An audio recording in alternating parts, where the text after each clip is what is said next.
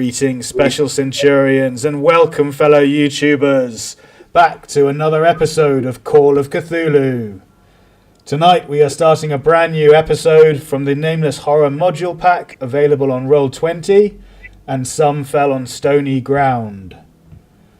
This evening we welcome back to the table our usual motley crew of experienced investigators, Duane, Paul, Elena and Kev, who will each introduce themselves and their characters in just a moment. But before that, I'd like to give a quick shout out to all the new members and subscribers of the Special Legion. You guys are awesome. Thank you so much for all of your support and for being here with us tonight. We do hope you enjoy everything that we have to offer. If those at the table would indulge me for a moment, I'd like very much to begin the scenario with a quote from H.P. Lovecraft himself. "The sciences, each straining in its own direction, have hitherto harmed mankind little. But some day the piecing together of disassociated knowledge will open up such terrifying vistas of reality and of our frightful position therein, that we shall either go mad from the revelation or flee from the light into the peace and safety of a new dark age." And on that note, can I please ask the players to record their indefinite insanity boundaries? This being a new scenario with brand new characters for me to mutilate. Assist.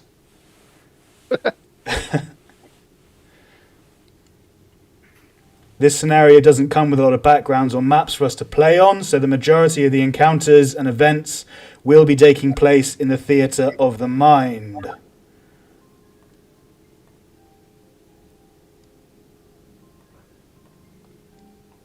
That being said, and with no other announcements to cover, I suggest we all take a deep breath and commence with the Call of Cthulhu. This scenario is set in the 1920s in Stowell, a friendly place of small-town America we all know and love from television and the movies. People buy groceries at the general store and greet each other on their way home or en route to work in the mornings. Kids play barefoot in the street. Any minor feuds, gossip or rumours circulating among the population only serve to add a little spice to the otherwise happy but mundane lives of the townsfolk. However, as you would expect from Call of Cthulhu, all of this is about to change. Duane, can you please start us off by introducing yourself and the character you'll be playing this evening? Sure. Hi, I'm Duane, and I'm playing Wesley Frost, a 27-year-old bank clerk who has kind of a pallid face with a lot of acne, and his hair is slicked back. But he's a dreamer, and he loves to lay in the fields at night, gazing up at the stars. In fact, he believes that mankind's future lies in the stars, and that we'll be making our home out there someday. And he even has a small chunk of metal that he believes fell from the sky, from space, and is strongly magnetic. That's it. Awesome, thank you very much.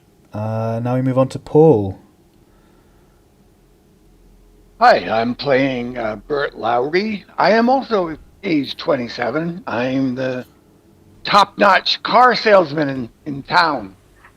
And I am hoping to join the local Freemasons, for a little bit of networking there, open doors, membership there. And I grew up here, and I went to the Stowell schoolhouse. And that's about it. I'm very, very handsome, and I wear my suit every day to work. And like I said, I'm a top-notch salesman. Awesome. Thank you very much, Paul. Elena. Hello, everyone. I'm Elena. I'm playing Annabelle Hearn, 27 years old, and she is a kitchen hand in the Elmer's Steakhouse restaurant. Not a great job, of course, but it gives a pay, and it helps, obviously, everyday's life issues and problems, like bills and etc. And she's a great believer on women's rights, and she's definitely convinced that soon we will have a female president. And that's it. Lovely, thank you very much. And then finally we have Kev. Hi, I'm Kev. I'm playing Fred Shenck, if that's how you even say his name. Coincidentally, he's age 27 as well, and he's a barber owning his own little shop. And recently, he's taken out a largish loan to buy his new house. His big dream is to one day own a chain of barbershops going across the whole of the great United States. That's it. Kevin, I think his name would be pronounced Shenck, just one syllable.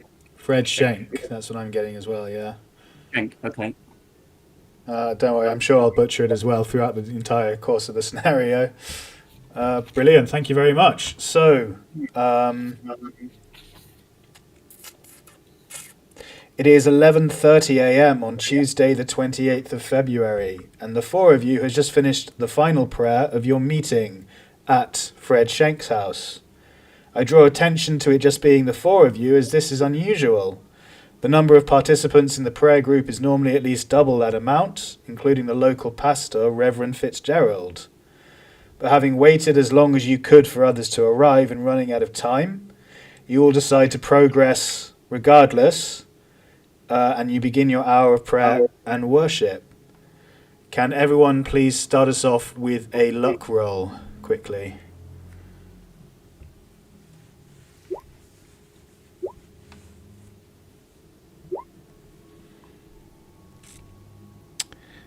That's strange. It's not declaring whether they're failures or not. Some of them are. Well, yeah, two of them are. I mean, we can read, but it's just nice when it pops up and says failure automatically is easier to track. So you got 2 failures and 2 successes. Interesting. The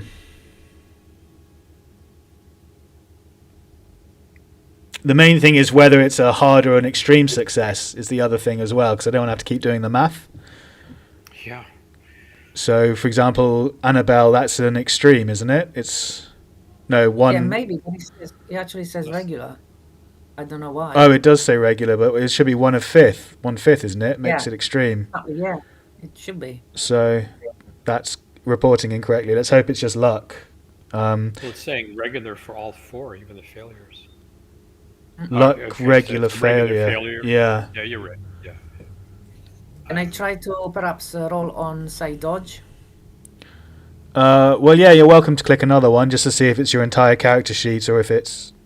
Oh. But still says. Yeah, Okay. getting the fumbles out of the way. I like it. Yeah, that's fine. We'll just carry on, and hopefully it's just for luck that it's doing it on, and we'll just have to calculate it on the luck. But since you got an extreme success and then a success and then 2 regular failures, they're not fumbles, even though they're 98s because you've got skills over 50 or luck over 50. I'll say that yes, you were lucky in this instance. Okay. Thank you very much. So sitting in the lounge of Fred's house, you now eagerly swap gossip and idle chit-chat, having finished your prayers, informing one another of the predicaments you face as you participate in sharing tea and cake. Please take it away. Oh, just a quick question. You mentioned the Reverend's name. Could I get that again? Yes, didn't of get it. course. You're absolutely right. Sorry, I should copy and paste that in the chat for you. Control C. That's Reverend Fitzgerald. Ah.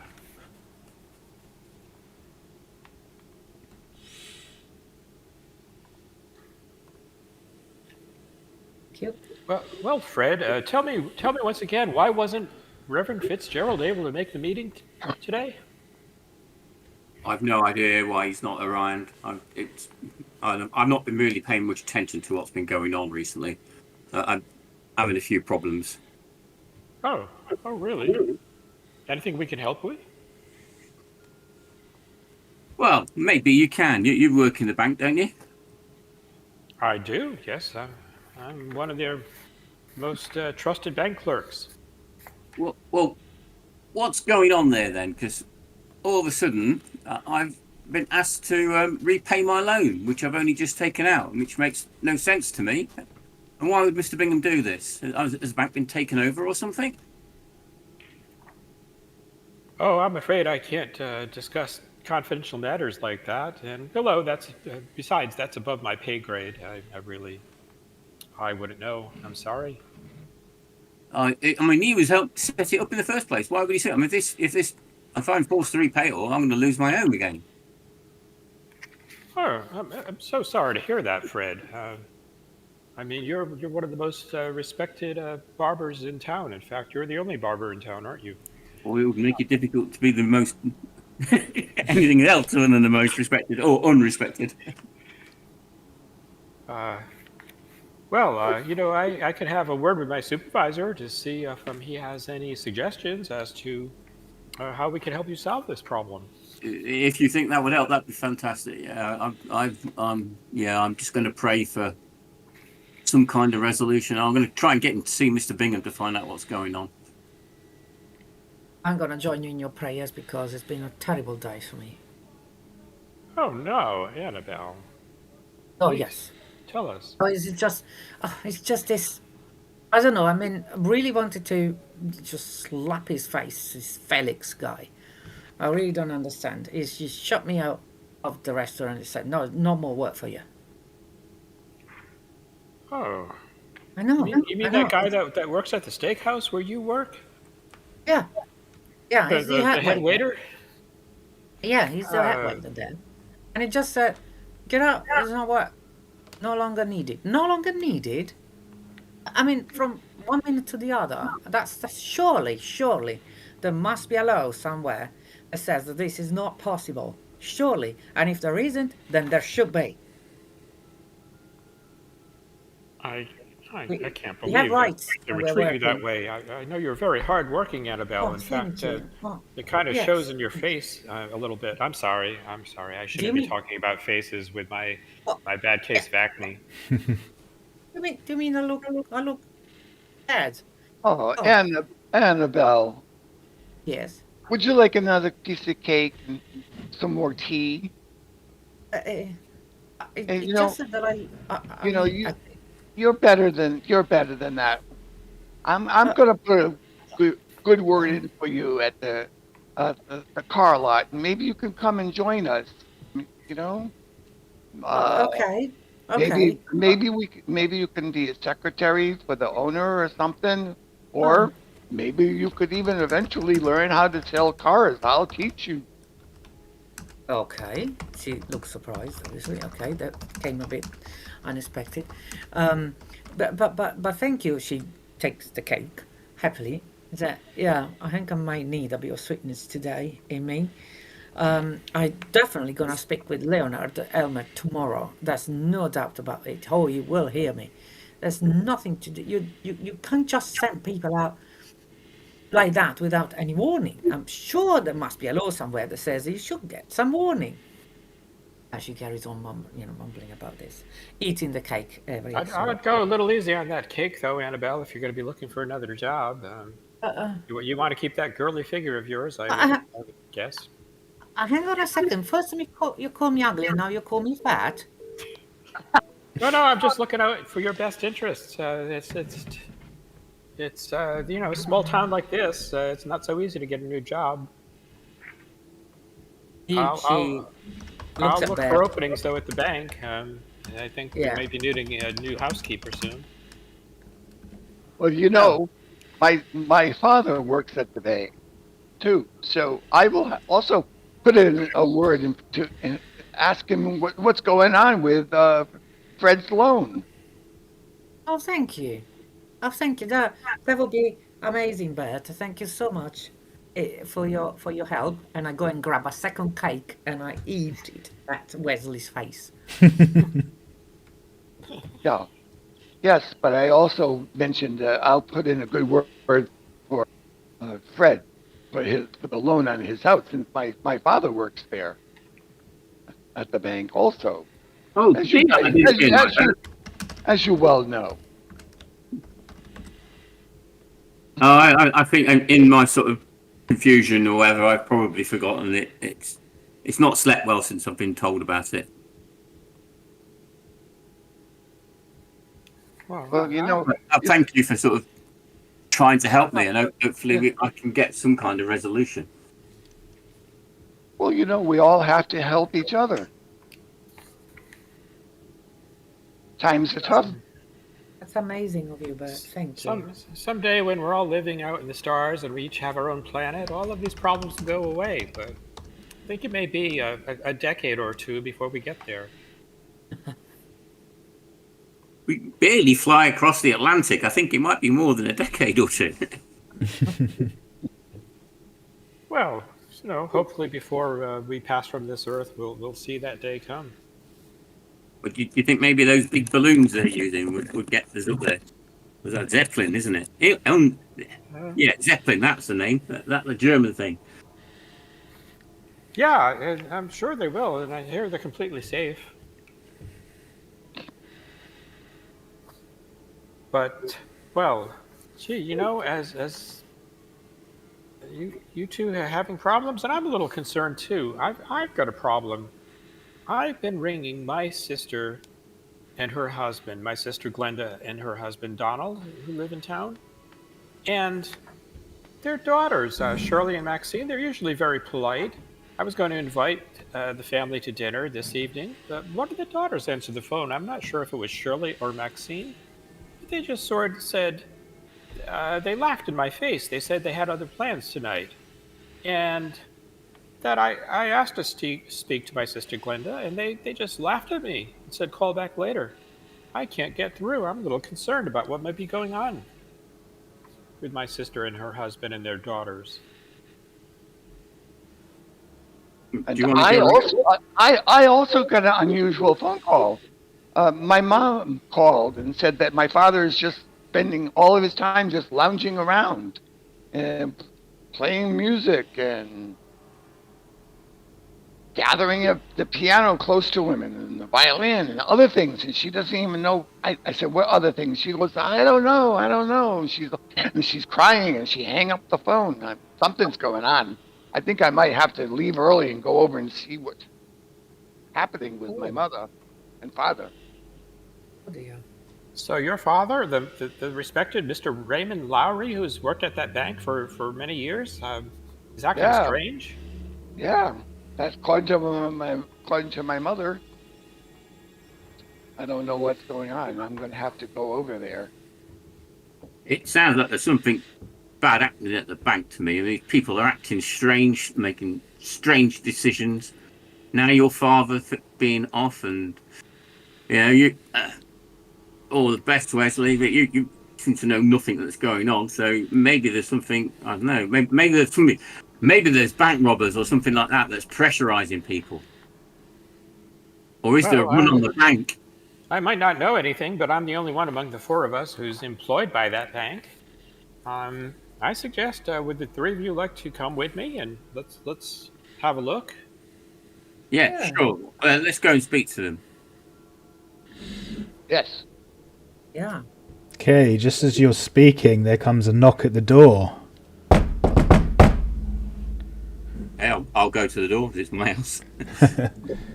You open the door and you see standing before you Kenneth McCurdy, a person who was a shelf stacker from the general store, standing before you.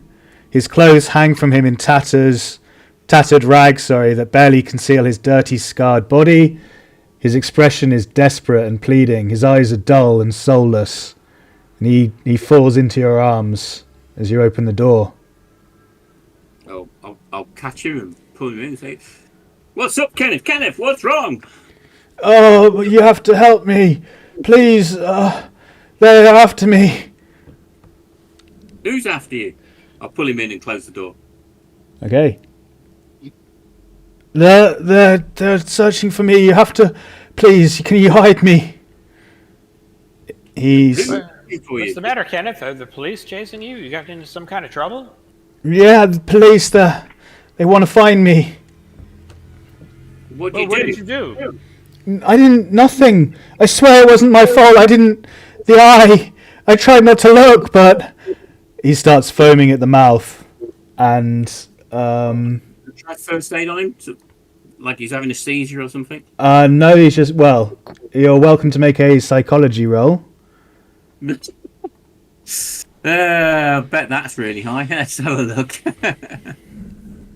Oh, we've got a big bad 10 on that. Yeah, I have got no clue. That's just not right. That should be a critical failure, shouldn't it? No, not with a 70.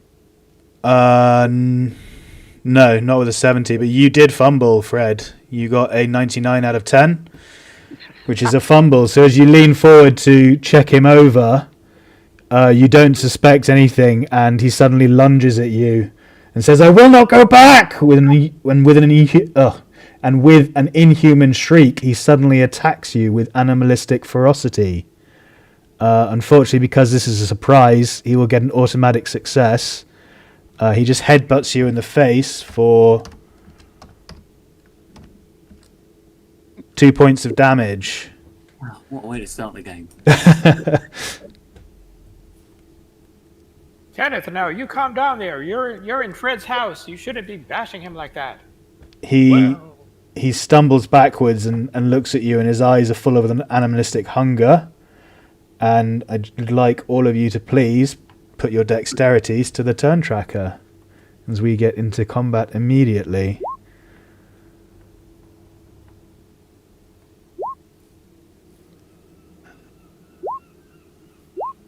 I'm clicking it, but it's not going in.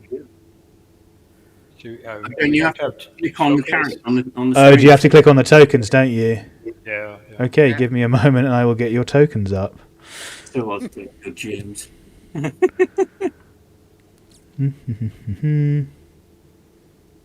Oh, it's gone and put all the old ones on for some reason. Hang on, let me just clear it. Remove all turns. Okay.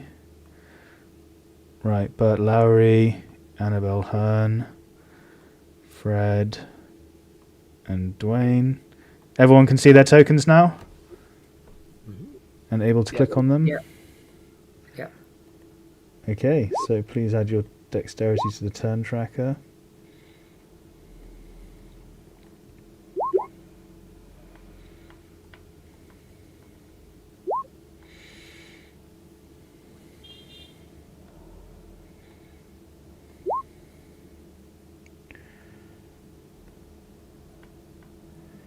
Okay, Annabelle, you're going first. As I said earlier, we don't have a map for this, so it'll all be theatre of the mind. You're standing in the front room of Fred Shenck with Kenneth McCurdy drooling and kind of enraged and approaching you. Yep. Oh my dear Lord! What? Good heavens! What's happening? And I'm running towards Kenneth, and I push Fred on the side, and I attempt to first aid him. Okay, you're going to. He is. You feel he's hostile. He's a threat. So if you try and get close for a first aid, he is possibly going to attack you. Okay, I don't think I probably have understood he's a threat or something. I think he's got a kind of reaction for panic. That's what I was thinking. Okay.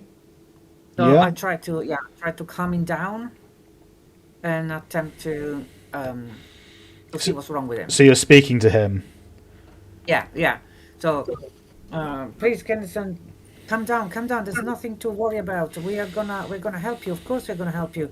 There's no need to react like that. And I'm speaking more calmly, and I'm trying to persuade him to look at me rather than Fred. Make a, I guess, fast talk in this instance. Yeah, make a fast talk roll, please.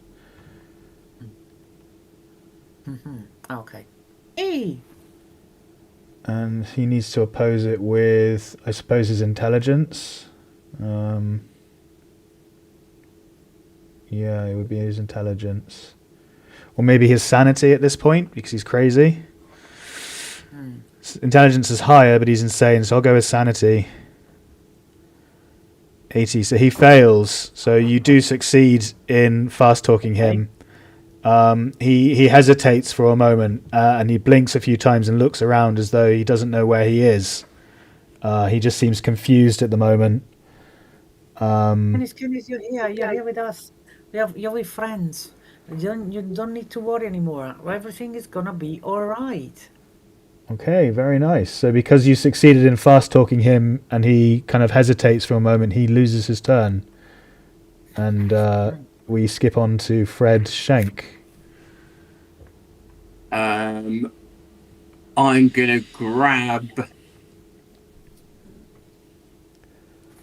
a length of cord, or like maybe from like a pull cord for curtains or something like that, and I'm gonna try and pin him and restrain him, tie him up, his hands behind his back. Okay, that will be a fighting maneuver. What's your build? Your character's build?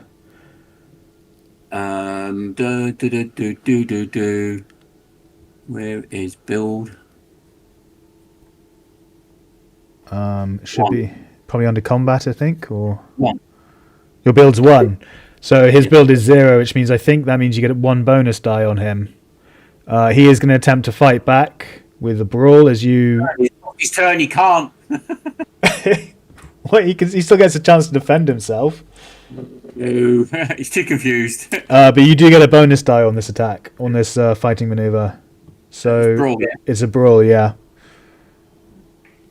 Well, lucky you got the bonus. You need anything but a 9.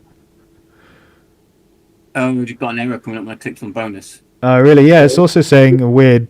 It says character _ ID bonus below, which it shouldn't do. I think these sheets are a bit messed up. I think they probably are. I'll just roll brawl again. Yeah, no problem. We'll just take the tens digit. Oh, very nice. That's a 0, which gives you a 6 out of 35, which is not quite an extreme, is it? It's a hard success, just over an extreme success. Because no, wait, 6 goes into 35 times, so it is an extreme success, right? Yeah. Yeah. Yeah, very nice. So you get an extreme success. He needs, because it's a fight back, he needs to draw in order to succeed. Is that right? I can't remember again. Well, let's see what he gets anyway. He fails. So you succeed in restraining him. And sorry, you said you were doing what? You were tying up his hands, or? Yeah, behind his back with a cord I've ripped off the wall. Get off me! What the hell are you doing? Get off me! He starts struggling as you tie up his hands behind his back. Thank you very much. Wesley. But me boy. Wesley. All right, I just want to doubly reinforce this restraint. So I'm going to assist Fred with tying him up as promptly as possible. Okay. So his hands are tied up, but he's still kind of thrashing around and kicking out. I will give you. Let's knock him prone. Okay. So that'll be a maneuver again, won't it? He was already prone because he headbutted me from the floor when I was bending over him. Well, yeah, but then he stood up, and then Elena calmed him down, and then you tied up his hands. Oh right, okay. I thought she acted before him. Yeah, so he was on his feet basically after he got the surprise attack on you.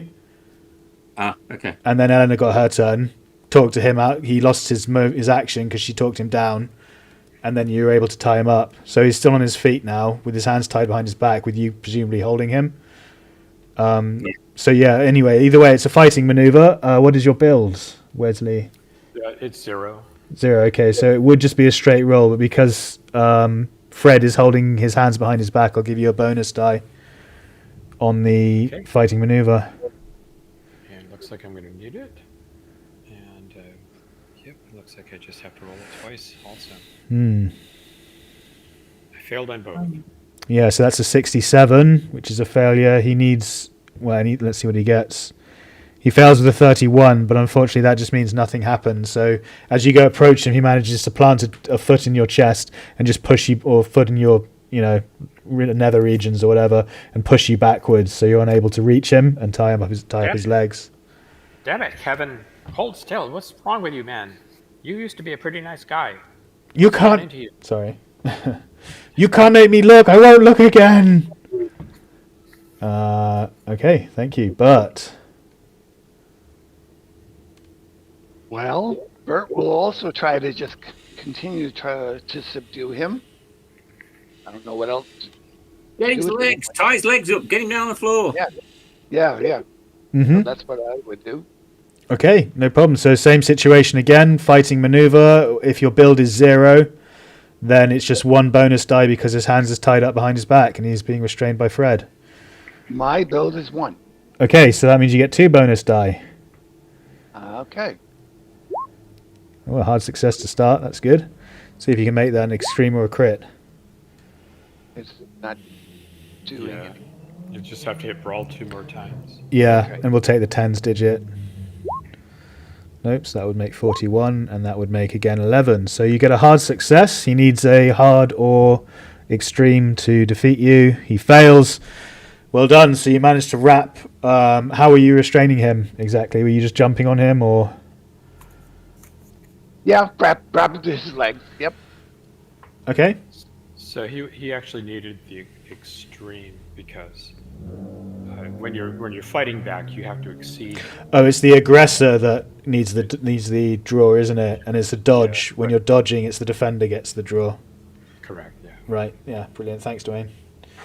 Yeah. So you do succeed in restraining him and tying up his legs a bit more. So he's now kind of just wriggling. I guess you put him on the floor. Yep. Okay. How old is this guy? How old is he? You know him to be 48, so middle-aged, or kind of not middle-aged, but Okay. Does anybody see it odd that we are all age 27 and the other people in the town that are older than us are all going a little wacky today? Maybe it's Well, not affecting us because we're younger. I don't know, Bert. I mean, it's, The old men, really, that starts much later than that. Say 73 or something. Oh. okay. So yeah, sorry. well, maybe we should just sort of walk around town and see if that's the case. That's a pretty good hypothesis you got there, Bert. But I think that's a pretty small sample size. We need to find out more about what's going on here. Oh, obviously, yes. I'm You're just gonna gonna go leave try this and guy here in the house by himself? As you finish tying up his legs, you hear a crash from the hallway, as though the door is burst open, and then before you in the lounge suddenly appears Stanley Alexander, the police deputy. His pistol is drawn, and he screams, "Get back! Get away from him!" And, well, what do you do? step away. Yep. He's gone nuts, Alex. He's smacked me in the face, but we restrained him for you. What the hell's going on? McCurdy says, You can't make me go back!" And as he speaks, Stanley pulls the trigger on his revolver and, with a blast, shoots him in the chest. What? Wait, what? No. Oh no, What? officer, why did you have to do that? This was a dangerous criminal, I'm sorry. We've had numerous reports of assault and vandalism throughout the town. Well, shooting him while he's restrained and lying down on the floor seems a little excessive, don't you think? I thought the Old West was gone. Well, yes, we can't let murderers run free and do as they please. The irony. Yeah, don't they get like a trial? Or are we skipping that bit nowadays? I've already spoken to the vicar. He not the vicar, what was the official term for him? Pastor, thank you, yeah. I've already spoken to the pastor, and he advised me for summary execution on this man. You don't know half the heinous things he's done. Well, that still makes what you did murder. I mean, the pastor doesn't dictate the law. Look, I understand you're upset. Please rest assured that this will be dealt with in the full capabilities of the law, and that the danger is now past and over. And he holsters his gun and steps into the room.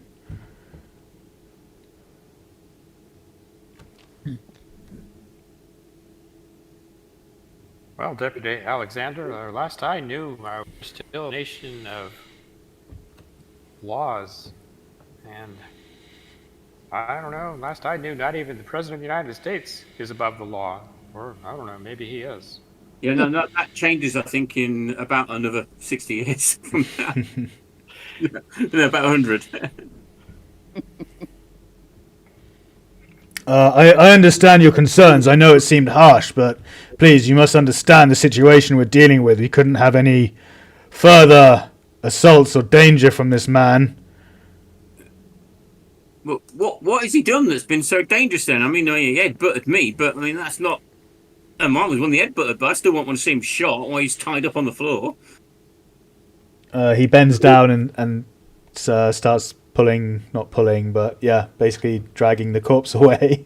And he says, I'll take this outside. Don't you worry about the mess on your carpet. Someone will be around to clean it. We'll cover the cost for any damages that you accrued, whatever the word is. I can't think of it at the moment. Incurred, thank you, yes. And there'll be someone to collect the body shortly. I promise this will be handled in the full extent of the law. If you wish to speak to my superior, you're welcome to come to the police station and have a word with him, but he will assure you of the same thing, that this man was a degenerate, a dangerous criminal, and a hazard to society.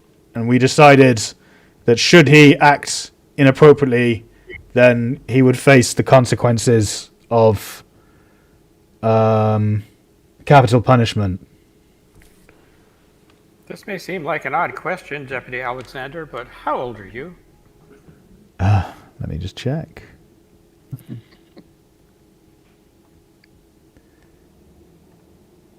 I'm 29. Why do you ask? Well, have you noticed any odd behavior amongst people older than us? Older than us? What Well, odd we're behavior? all in our 20s here. We're all 27. You're 29. And we've heard that older people are acting a little odd. Has something else happened to you? What do you mean odd? Oh, no, just things we're hearing about here and there. And, yeah, probably just coincidences. Never mind. Well, if you have anything more officious to bring to us, then we can help you further. You're welcome to make a report or call the station. But in the meantime, I suggest you just continue with your routine business and not worry about things like this. Okay, officer, yeah, I'll take your advice. Man's been Look, restrained. Man with a gun. I'm shaking my head like this. Don't argue with a man with a gun. Shot in cold blood. Yeah, so we've got no worries whatsoever. Yeah. He's a very... I haven't actually given you a description. So he's a large, rough-looking chap in a police uniform. Seems to be frowning a great deal. Looks from each of you sternly to the other, and then drags the body outside again, out through the corridor and into the front. Shut that door. Say again, sorry? Fred, shut the door, quick. It's the office injures.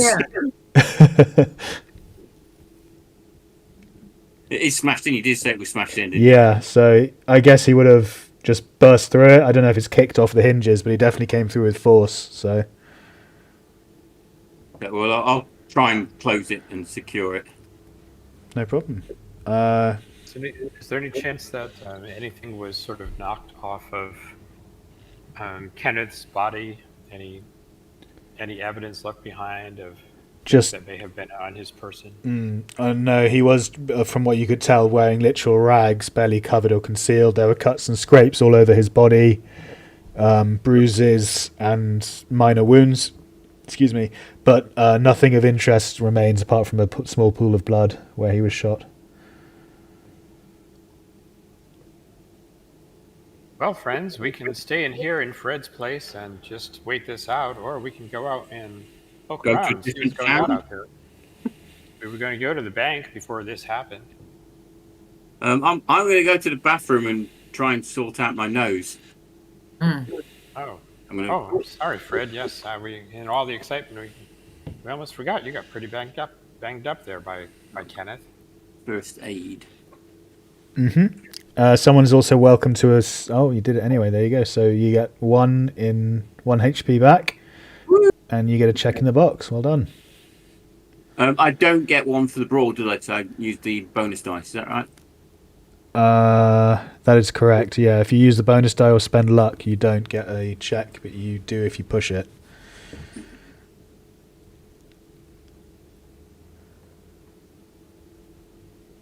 Oh, you're looking a little better now, Fred. Yeah, the bleeding stopped. But yeah, if you feel up to it, let's either walk to the bank or. I think maybe we should call the police in a different town, make like a judge somewhere, and sort of say, "What the hell?" Because that isn't legal. I want to go into a local police station where they just shoot people for walking around. So maybe we should take a sample of this blood before it dries out completely. Get some of it and put it in a little container or something, and maybe we can test it. Okay, I don't know how, but okay. Do you have like an eyedropper or something? We can squeeze up some of this. Yeah, I got an eyedropper. I can go put it in a little jar. Yeah, I can find something. There's a lab down at the college. Maybe they can test it for us.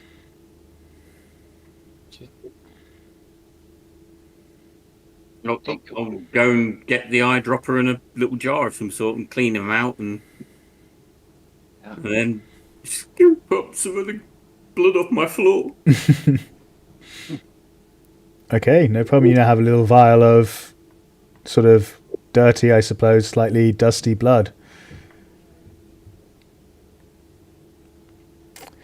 Something I forgot to do, or not necessarily forgot, but we haven't actually looked at yet. I do have a map of Stole for you guys if you're interested in seeing it. Just so you have an idea of how the town layout looks and what sort of stuff is available for you to... Yeah, just so you know your own town, basically. And I just kind of assumed there might be some kind of a college. Can everyone see that, by the way? Yeah. Yeah. So we'd like to head to number 6, I think. So I'm going to say, can I click and... No, I can't click and ping that. I'm going to say you're in that middle house on Bedford... Is it Bedford Street? Bedford Street. So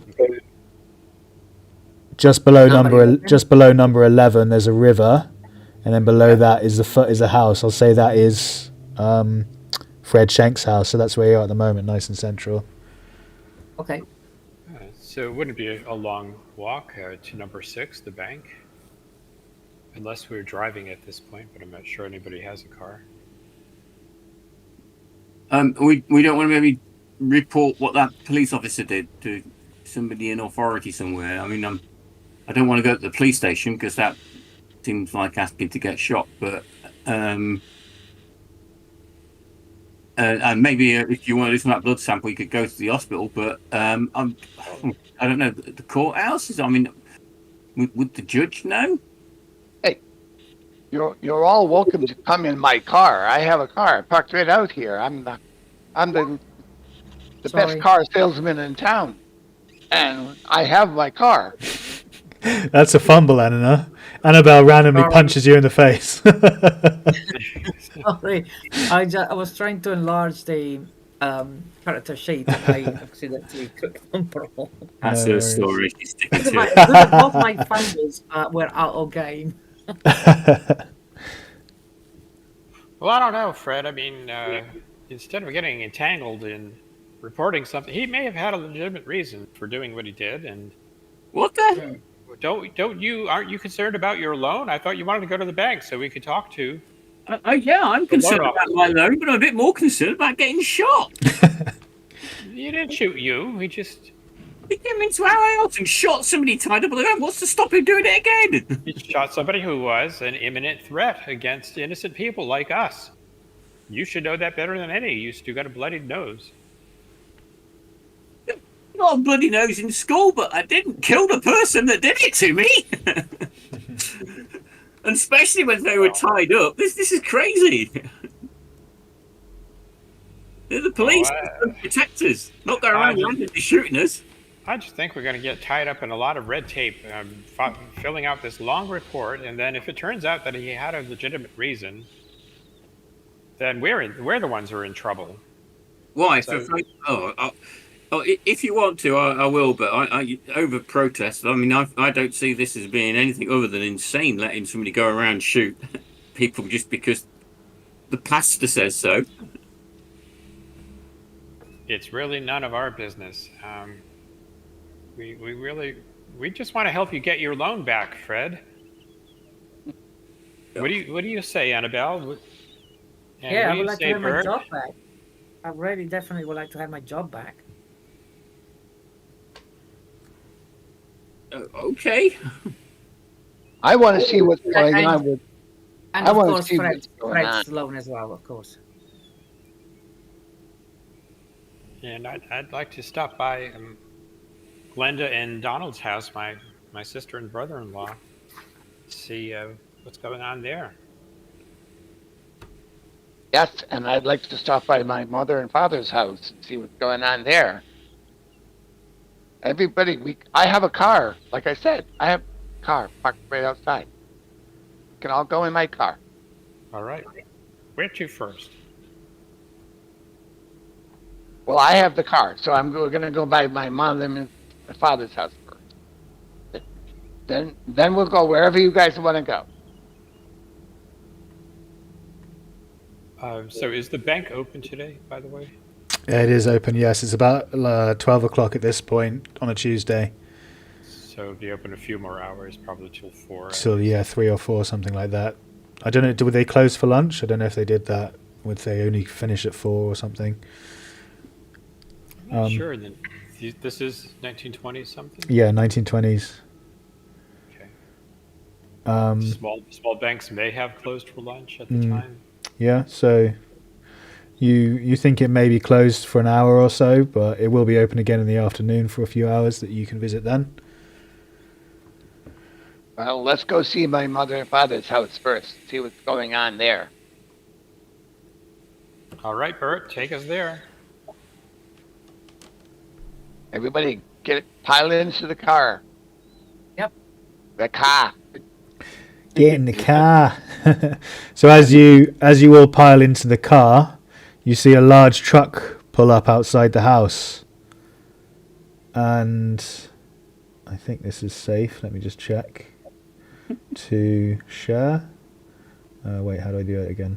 Oh, I need to do the art. Yeah, okay. And a man gets out. A man you recognise to be Freddie Jensen, the local farmer, gets out of the pickup truck and comes over to where the body is just left lying in the front garden. He wraps it up in a sheet and pulls it out towards the back of his truck and unelegantly hoists it and chucks it in the boot in the back. Let's see. I grab Bert's arm. What is going on? What is going on here? I don't know, Annabelle. I don't know, but you No, stick I mean, close You've to seen me. that? You've seen that? I'm whispering. Seen that? that was very disrespectful. I would have expected them to send the funeral director, with his hearse to pick up a dead body. I've never seen anything like this here in Stony. What is? I just look at you, what, and you've seen the police just walk up to shoot people. Oh, this place is crazy. What is he? What if he's feeding his cows, or something, with his dead body? And how old is this? How old I'm is the farmer? stepping away from all three of these people. They're all clearly insane. The farmer, Freddie Jensen, I'll put this in the chat as well for you guys because I keep forgetting to do that. Except the cows don't eat meat, do they? So... That's where mental disease comes from. Unless I make out, yeah. Freddie Jensen is 32, and as though he can hear you all talking, he suddenly stops what he's doing and turns and locks eyes with you. And there's a scowl on his face as he glares at you for a moment. And then he steps away and gets into the Hey truck. there, Freddie. Nice day, isn't it? Yeah.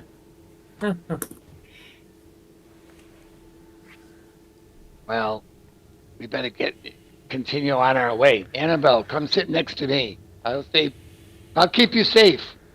Oh, thank you. And I jump up without second question on it. I jump up at the front. You know as well, by the way, I forgot to mention that he is actually the local pig farmer. Ah. Oh, jeez. And he's rather rough looking and quite skinny. Yeah. That's what I meant when I said he's feeding the cows. I should have said pigs, but let's put it down as a moment of distraction. Well, we could add that to our agenda too. We go over and see what's going on. Should we follow him now? I think we should Follow him. Trail him, and yeah, that's a good idea. But what about your parents? We'll go over there. It's on our agenda, but this is taking priority right now. Okay. This is not right. Okay, so you Wait, plan to follow him? Is that what I'm picking up? Yes. Yep. Discreetly, I'm guessing. Yeah, no problem. Can you give me a drive auto, please? I'm guessing Bert, whoever's driving, to see how well you handle the car and manage to tail him. Not very well. Well, I mean, you can drive fine. You're driving, but you're not tailing him in subtly. Not you stand out, and you think he looks up in his wing mirror a couple of times and notices you behind him. I don't see a mirror on the. We wave. Okay, he looks up. You get the impression that he has noticed you in whatever way they drive in the 1920s and notice that. I wave at him. There's another corpse in the back. There's another foot sticking up. Is there? Let me have a look. In the truck. Yeah. Something sticking up there. Looks like a foot. Oh yeah, well spotted, Duane. I didn't notice that. Okay, so you see another foot in the back of the truck. Yeah, when you enlarge it. Yeah. Nope. Actually, I've completely forgot. Can everyone please give me sanity rolls for when the police officer shot Kenneth? What was his name? It was Kenneth, wasn't it? You're not used to seeing such. Security. Yes, thank you. You were Americans, of course. You seem like you were going to go. You're such cold-blooded brutality, and you weren't expecting it. So I'm going to need sanity rolls from everyone, please. I didn't hear Kevin's American insult, but go ahead with the sanity roll. Okay, so Kev, you succeed. Everyone else fails. Kev, you only lose 1 point for succeeding of sanity. Everyone else, please roll me a d3.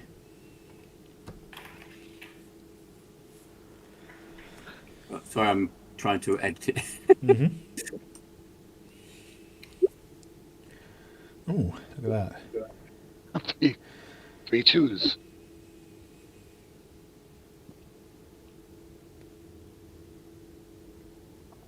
And it's the one on the right hand side to edit, right?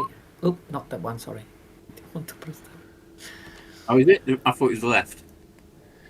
Left. Oh, Yeah, it's the left the one. right hand side. Left side, sorry. I'm trying to... left side once it's on edit mode. So we all lose 2 points. And I try to see if it's correct. Yeah, left side.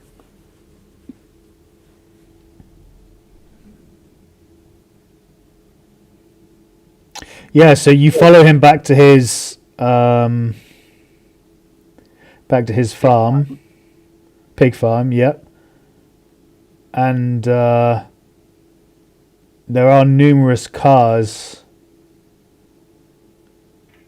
parked outside the main building, his house, his home, And where do you? I mean, you've been spotted. Do you give up the ruse of trying to follow him without him noticing? Do you park far away? Do you just pull up next to him? What do you do? Oh boy.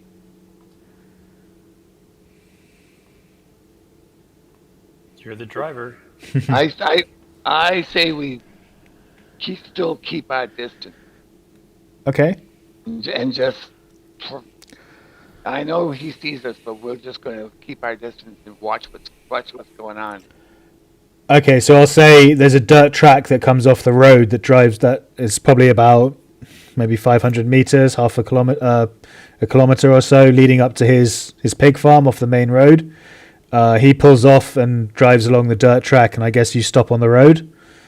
Mm-hmm. And you're free to carry on from there if you like. What would you like to do? You see him drive and just pull up, gets out of the truck, closes the door, and then walks into the building. Does anyone have cameras? No. Maybe we should take a look in the back of the truck and see how many bodies are in there. Do we? Yeah, you do that. Yeah, good idea. Well, Okay, what do we yeah, need to roll for that? we're not going to split up. We all stick together. I'm just going to take a really. We're not far from the truck now, or are we? We're at the bottom of the track, aren't we? But maybe have you got like a tire iron or anything like that? Because if he's doing something weird, all we've got is our fists at the minute. I don't normally walk around with tire irons unless. Oh no, there's Bert the has one one in the of course in the back with the spare tire and the jack. Yeah, I think that's pretty reasonable to assume that there'd be some kind of not crowbar. Yeah, well, crowbar or wrench is the word I was looking for, or something in the boot of the car. Mm-hmm. So one of you is welcome to. Yeah. So here's the plan. Bert, you stay at the wheel, ready to take off as needed when we jump back into your car. Right. Annabelle, you stay with Bert. Fred, you grab the tire iron, and you back me up. You give me some cover as I sneak up and take a look in the back of the truck. And if anything comes at me, you come at them with the tire iron. Sound like a plan? Okay, sure. I'm catching the crazy. All right. So Fred has the tire iron, Mm-hmm. and I'll start trying to use like the truck as cover so that wherever Freddy went, I'm going to I'll keep the truck between myself and the line of sight to Freddy. Yeah, so you're on the opposite side of the truck, essentially from the building. Yeah, no problem. Give me a stealth roll, please. Okay. That's a good I one. need to do one as well. I'll follow behind him. We're rolling high, right? If you want to fail. You're welcome to push it if you like, or spend luck. I won't do either one. Yeah. I'll fumble along behind him as well. So Do I get a bonus for keeping the truck between me and the line of sight? yeah, okay. I'll give you a bonus since you described it quite carefully, what you were doing. Why not? You need a 1. No. Came closer, but no good. 38. You can't bonus you can't bonus die and then luck, can you? Or can you? I honestly can't remember. I think you can. So with the bonus die you rolled a 38, and then if you want you can spend 18 points of luck. Oh boy, that's a big price, but It's up to you. I'm going to have to say no, that's too much. Okay, no problemo. Because I hear Fred behind me making a lot of noise as well. Yeah, that's true actually. Yeah, good point. Yeah, I'm sneaking along. Just breaks into a song as you're like crouching behind the truck randomly for some reason. So yeah, because of the noise that you're making, you draw the attention of, well, someone comes out of nearby small holding, the little barn or whatever that holds the pigs, and he spots you. He comes Oh, over. I go and oh, you the very man we were looking for. Thank you for coming out. I thought the plan was a mad dash back to the car, and then Oh, Bert takes off. Yeah, well, they so far at the moment you've been seen by someone you recognise to be Roddy Matthews. Roddy, Roddy Matthews, yeah, I'll just put his name in the chat. Mr. Matthews. Well, yeah, I think that's Annabelle. Hang on, is Annabelle? I thought Annabelle was still in the car. I'm confused. No, I was standing. I thought I was standing next to the pig's farm van with Bert. Oh, you'll need a stealth roll as well in that case. I was behind the van, but thingy. Oh, okay. Sorry, I thought I was there. If you want me to be in the car, I'll be in the car. I know, I don't mind. I'm just confused about what's going on, where people are. I mean, it doesn't matter too much because we asked Annabelle to stay in the car, but apparently she followed. Maybe she's the one who gave you away then. So you're both sneaking along nicely, and Annabelle walks up and starts talking to you. Oh, I haven't done the stealth roll yet. Yeah. Okay, so Annabelle is so sneaky that you don't even realise she's come along with you. You think she's back in the car, and then suddenly she's behind you, and You squeal in surprise. So this rod is coming out, right? yeah. So Roddy spots you and comes walking over. Mr. Matthews, the very person we were looking for. Perhaps you can help us, as I noticed that he has spotted us. So I'll try to save the day if I can. We were looking Yeah. for that So- special thing of yours, and I wink. That special thing of yours. He looks confused. Special thing? Yeah. Just your special Chewing on some item grass. that you sell. Yeah. We don't sell anything. I don't understand what you mean, ma'am. Oh, maybe we have been directed wrongly then. We were told that there you have special meat and sausages to sell. Not here. No, this is a pig farm, ma'am. We don't sell any meat here.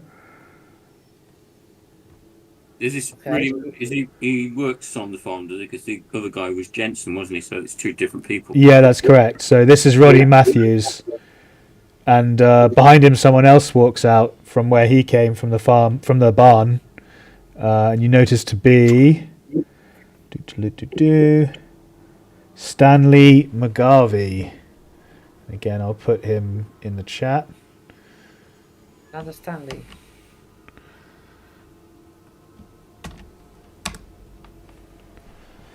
So yeah, Stanley McGarvey comes walking out. You know him to be a friend of Roddy Matthews' father, a man who used to work in the lumber mill. So Stanley, the guy standing before you now, who just came out, is a rough-looking man in his 40s, quite intimidating. Looks quite bulky, and sort of towers over you a bit. And how old does Roddy look like? Rodney, you know to be Roddy. Sorry, you know to be. Wait, that's his art. No, I can just click on this, can't I? I think 28. So he's about the same age as you guys. You're actually old school friends. You knew each other back at school. Okay. Some of you, whoever went to the local comprehensive or whatever it was called back then. Oh, I would have called him Roddy then, probably. Yeah. Yeah. I don't know. He's 1 year older, so I don't know. Well, Roddy and Stanley, what Annabelle means to say is we're a local prayer group. We're meeting at Fred's house, and we're recruiting more members for Reverend Fitzgerald's congregation. And we haven't seen you in church for a while. We're wondering if you'd like to join our prayer group. He spits some chewing tobacco out and it lands on your foot. He says, "I don't need church."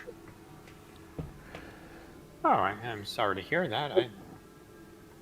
I'd like to suggest that we all could use a little church from time to time, but if that's how you feel.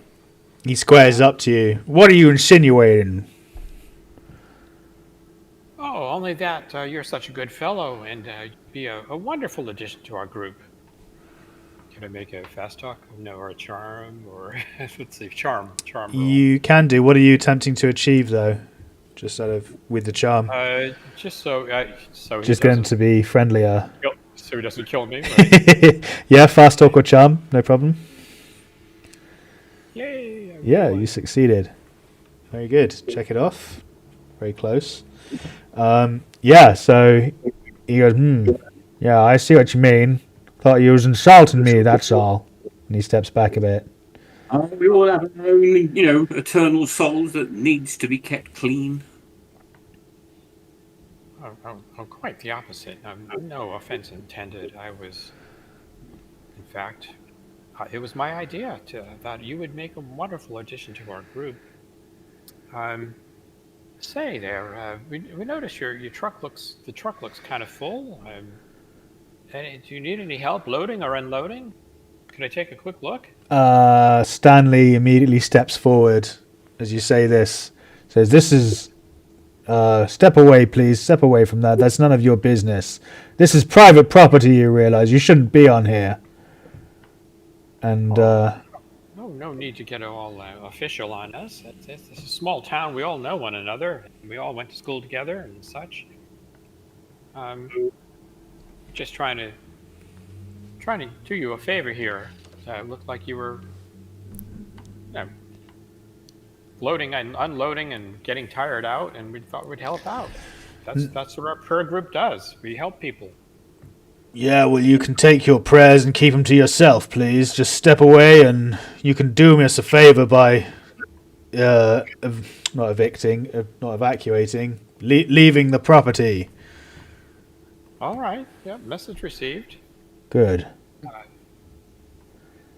I start walking back to the car. I don't want any part of this anymore. Yeah, I'll follow him.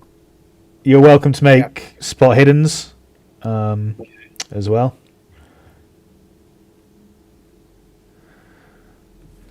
Oops, that's not my character. That's, yeah, not much chance of that yet.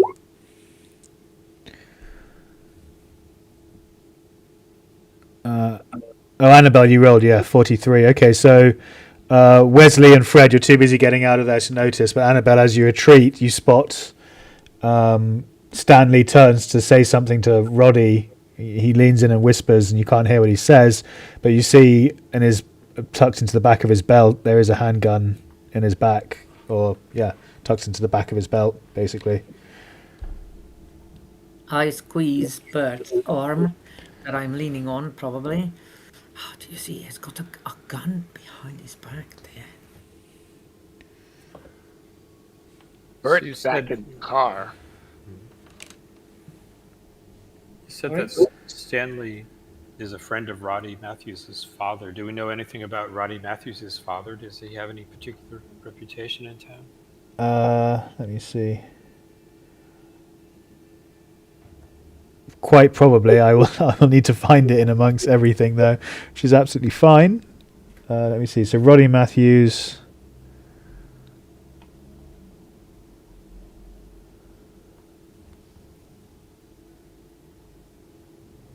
Huh. Well, if there's nothing that you that stands out, then Yeah, I don't think so. You're just aware that his father suffered an injury at the sawmill and had to retire or change jobs, basically stop working at the sawmill.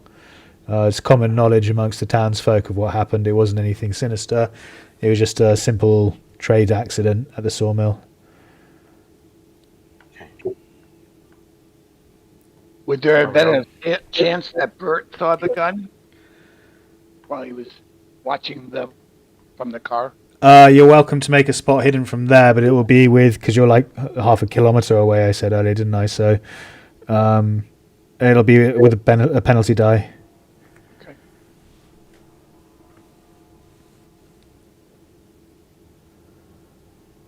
Oh, shame it wasn't a bonus die, but yeah, you 62 out of 25. Unfortunately, you can't see much from where you are. There's too much foliage and just general distance in the way. All right, but I do see that they're starting to act a little aggressive toward my friend. Yes, I'm going to yes. lay my hand on the horn of the car. You are? Beep, beep, beep. Let's go. I think we're returning to you at a fast pace right now. Go ahead. It's just not looking panicky, but definitely at a fast clip returning to the car. Yeah, I so got they... I put it in gear and I'm ready to go. Feels dangerous here, I've got it Let's in let's gear, get out of here, friends. put on the brake, and as soon as they get in, I'm letting it rip.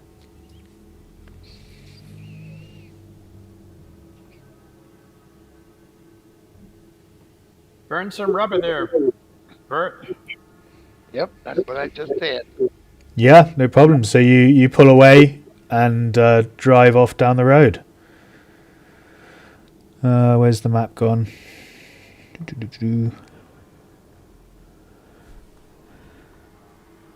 Oh, it's at the bottom of the art. So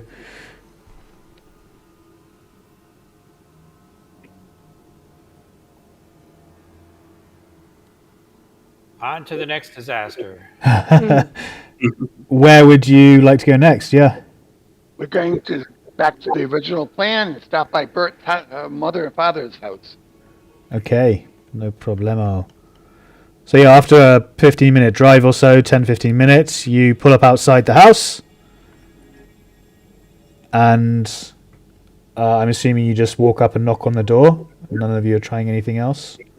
I'm not knocking. I just open the door. It's my mom and dad's house. Okay, no problem. And we'll open the door and I just think, Mother, what's going on? And then, my friends from the prayer group. And they all come in with me. Okay, no problem. So you hear as you open the door sobbing, and it's coming from the kitchen.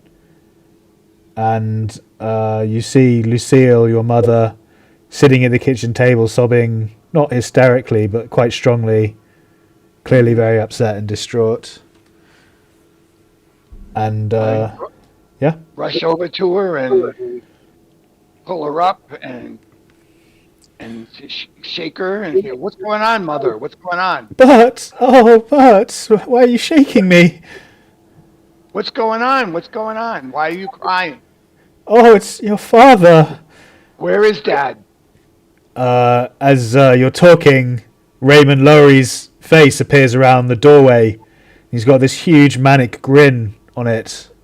And he sees you. He says, Bert, how you doing? Hey, you have to come listen to this. It's amazing.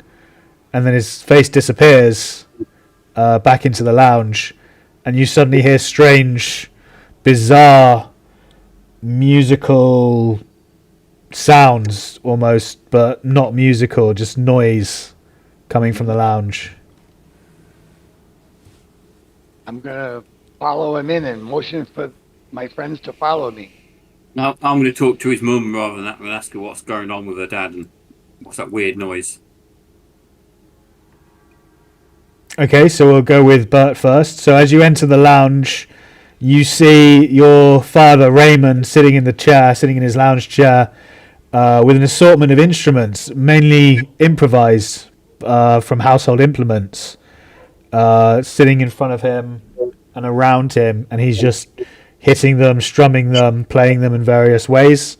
There's a cheese grater, a washboard, hubcaps, oil cans, just an assortment of trash and bizarre objects, and he seems to be playing them as though they're a drum set, and completely oblivious to how terrible and grating this music and this sound is.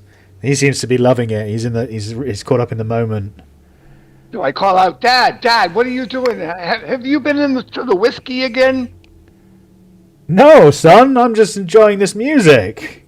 Yeah. You're welcome to make a listen if you want to listen to the music, or you can try and shut it out. Not music, Dad. What is this noise? Why are you doing this? Listen.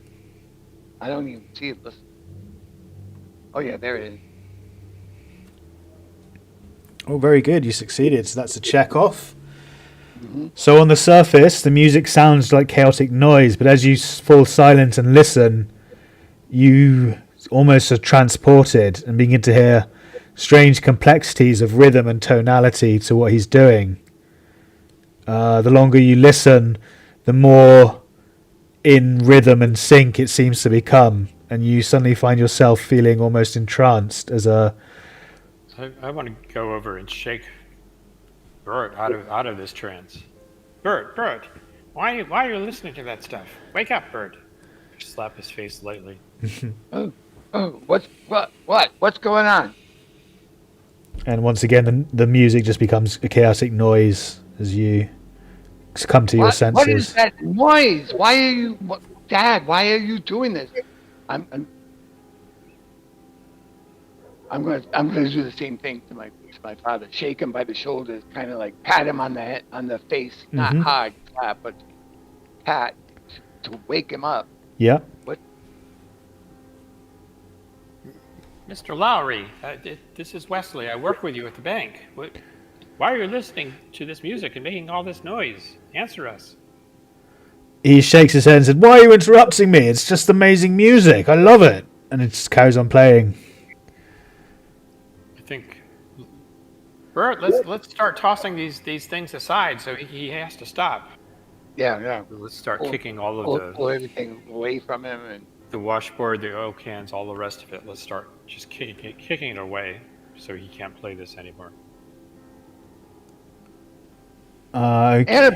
Annabelle, can you get him a drink of coffee or something from the kitchen? Ask my mother to bring some coffee in here. Sure, of course. And I run in the kitchen. Yeah, he looks livid. He looks absolutely furious that you've not only interrupted his music, but that you're also destroying his implements and knocking them away and like kicking them over and stuff like that.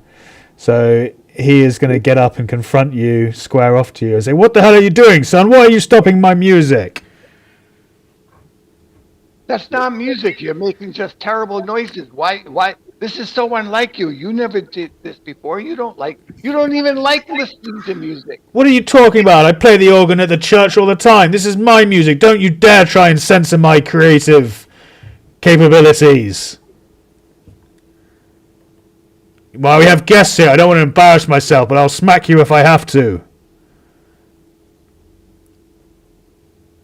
Oh, no, you won't. No, you won't. This is not normal, Dad. This is not normal. Sit down.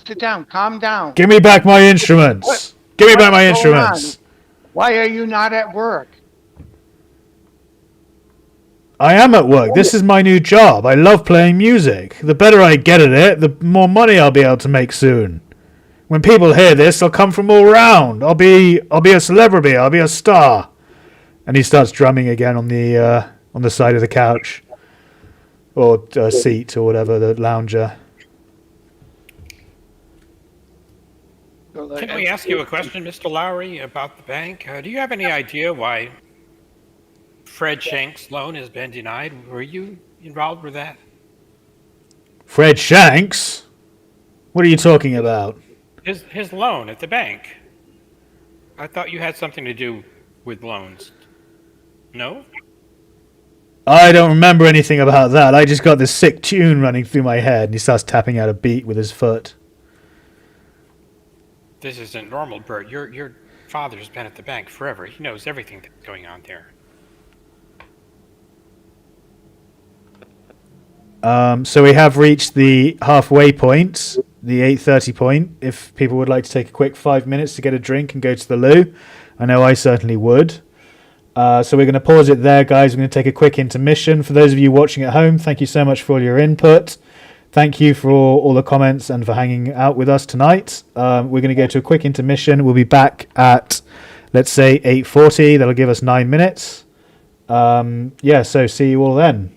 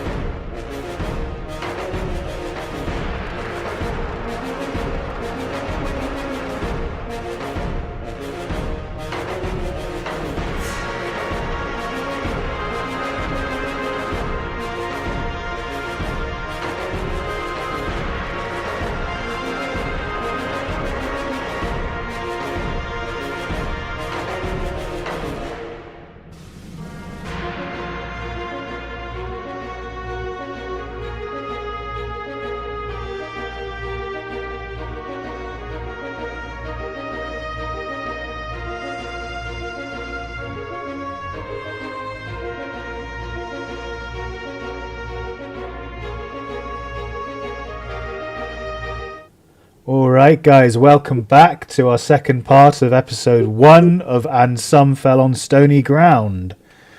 Our investigators have started out at Fred Shenck's house, where they witnessed the police deputy come in and shoot in front of them in cold blood a man who was accosting them, before dragging the body outside, where it was later collected by the local pig farmer and taken to his pig farm.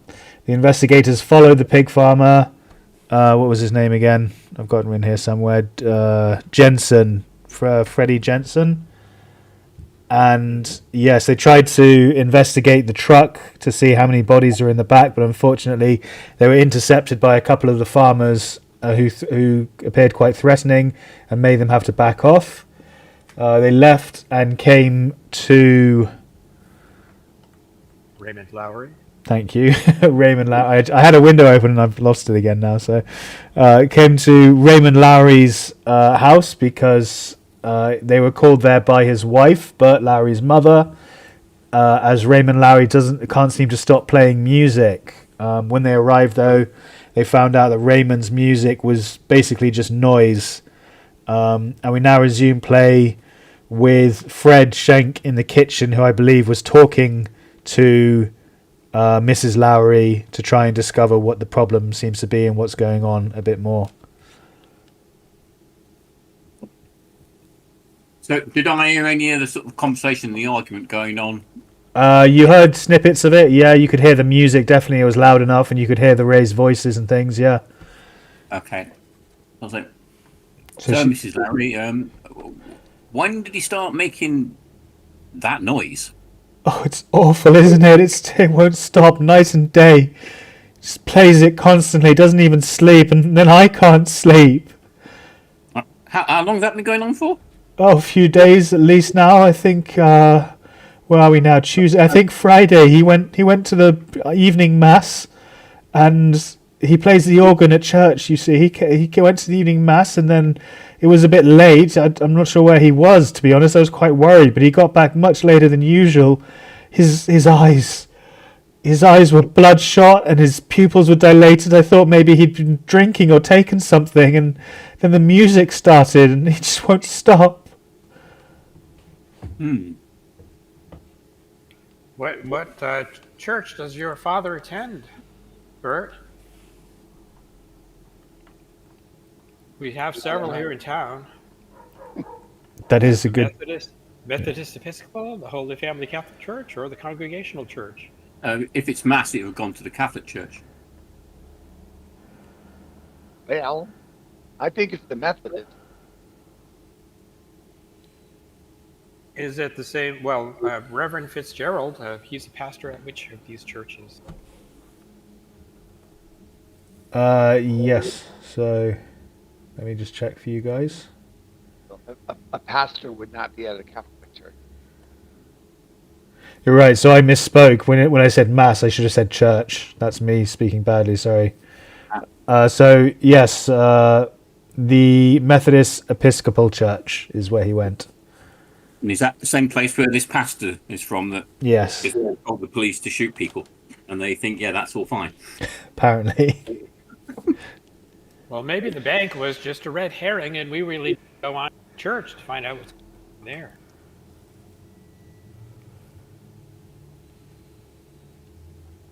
Do you want to do? I mean, if he's been doing this for 5 days, nearly 4.5 days. No, He's going to collapse and die, isn't he? my mother called me this morning. Yes. She says he's been doing it since Friday night. Yeah, well, she just called me this morning, warned me about this, and asked me to come over. I didn't know what else to do. I'm sorry to trouble you with this, but I'm at a wit's end. Maybe he needs to be taken to the hospital and, admitted. Well, I'm worried about that. You see, I don't want him. You hear dreadful things about what happens in those sanitariums. I don't want to commit my husband there if anything else can be solved doing it.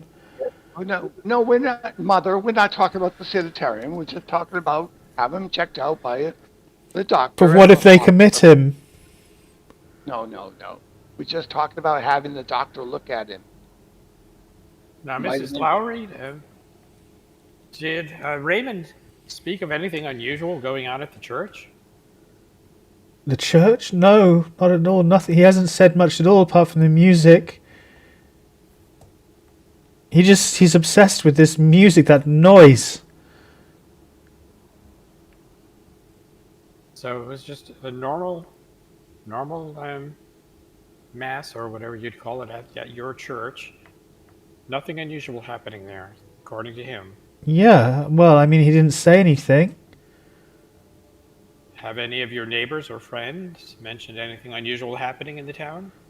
Especially with regard to the Methodist Episcopal Church? Well, a few people have mentioned some odd goings on around town, but I just thought it was gossip, just people exaggerating things. Well, we'd like to know every one of those things you've heard, Mrs. Lowry. Because some of them may not be gossip. They may actually be happening. Really? Like what? Well, you tell us. What have you been hearing? Well, Yes, come on, Mother. Tell us.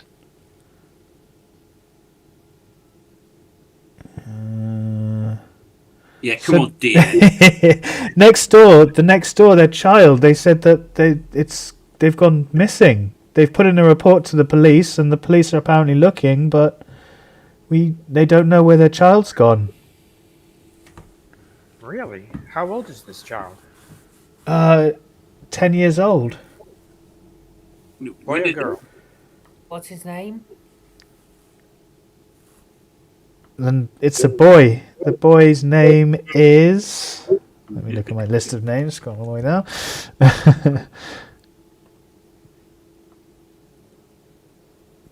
Leonard. You spell that? All right.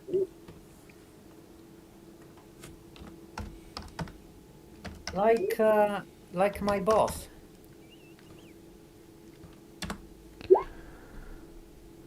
Leonard, Leonard. like my boss. Okay. Leonard. Okay. Leonard. Well, I'd run away from home if I had a name like Leonard. I don't see anything wrong with the name, but the fact that the boy is missing, that's of great concern. Things like that don't happen here in this little town. Yeah. How long has he been missing? About 3 days now. Actually, just thinking about it, about a week or not a week, before the weekend. The sort of same time that your husband started playing the strange music. Yes, actually, come to think of it, they may have gone to church, and I think that's where the boy went missing. Well, you keep giving Raymond here the coffee. Maybe he'll snap out of it. I'm not sure coffee will help. He seems manic as it is. Well, maybe we'll give him a ride to the hospital if you like, but we need to check out what's going on at that church. And I don't think that's a safe place for you to come with us, Mrs. Lowry. But we're happy to drop Raymond off at the hospital on the way to church. Well, I mean, what do you think, son? I'm really worried that they'll do something to him or won't let him leave, or I just don't want any harm coming to him. I hope maybe he'd snap out of it in a couple of days, but it just seems unending. No, Mother. Nothing will come harm to him. You promise? We have to take to the hospital and let the doctors look at them. Look at him. It might have been something that he ate. There might be a virus going around. There might be any number of things wrong. Maybe he's took too much medication. We just gotta have the doctor look at him. Okay, well, if you think that's what's for best, then I trust your judgment. That's why I called you. So I'm gonna go in and try to talk my father into coming with us to the hospital. Okay. Make a... Well, I would say fast talk, but you're welcome to... You've got all the time in the world, so you're welcome to do a persuade instead, which obviously takes a bit longer. It's going to have to be a hard success at least. That's a failure, unfortunately. Excuse me. So yeah, he just keeps playing music, and he's basically just ignoring you at this point and just lost in his own rhythm. I take the guys into the other room and say, look, why don't we just go down to the chemist and buy some sleeping tablets and give him some sleeping tablets in a drink. Make sure he has a drink. Persuade him to do that. You better do that, and then hopefully he'll go to sleep for a while. Well, we could. Just give me a chance to work my charms on him. I have a way of charming people into doing things. Now, Mr. Lowry, Stowell Hospital, they've got a wonderful music department there to help patients heal with music. I bet you never heard that before. And they're going to let you play all the instruments you want to your heart's content, but you have to come with us to the hospital. They'll take very good care of you, and they'll let you play all of your instruments and then some. Instruments you've never even heard of before. What do you say, Mr. Lowry? Come with us. That's awesome. Make a persuade or fast talk with a bonus die. You did charm. I was trying to charm him. Oh, charm, sorry, yeah. Okay. Make it with a bonus die, yeah. Oh, but it's a fumble. Oh, okay. Oh, yeah, but you still get a bonus die, but it's still a fumble because it's a 97. Because the second one you rolled was a 9, so it's still 97. Yes, it is. Maybe I accidentally drooled on him or something while I was trying to charm him. I don't know. Give me a second. I've just realised I've got some art that I can share with you guys. Oh dear. So that appears to be a bagpipe / saxophone that he's made out of pipes and boiler parts or something. Which is cool. Yeah, so you fumble, unfortunately, on your charm roll. I'm going to say... Let me just check his temperament. What if he could tell I was totally insincere? I was just trying to charm him. I think just at this point he's just starting to get annoyed that you keep interrupting his music and you're not getting into the rhythm of it. So he stands up and he suddenly becomes very ominous and intimidating, quite malevolent in his nature. And he's like, "What are you doing? Get out of here now! I tried to tell you everything was fine. You come into my house, ruin my music, interrupt my rhythm, and all you do is babble about this nonsense. Get out of my house!" I'm sorry there, Mr. Lowry. I think you've got a point. We'll be leaving now, won't we, Bert? We've got to get to that church. Dad, no. You need to come with us to the hospital. This is not right. Son, I'm starting to doubt your capabilities and judgment if these are the kind of people you hang around with. Mother, do you have any sleeping pills in the medicine chest in the bathroom? Oh, make a luck roll. See if she does. Your luck is 80. Are you cheating? You hacked it, didn't you? How do you have 80 luck? Oh my gosh. Yeah. I don't know. You gave me the character sheet. I don't know. Yeah, she does. Yeah, she's upstairs in the bathroom in the medicine cabinet. There should be some Nitol, I don't know, whatever they use for sleeping at that time that isn't what's it called, chloroform. Laudanum, or whatever that. Yeah. Loudman? Laudanum. Does that smell like chloroform to you?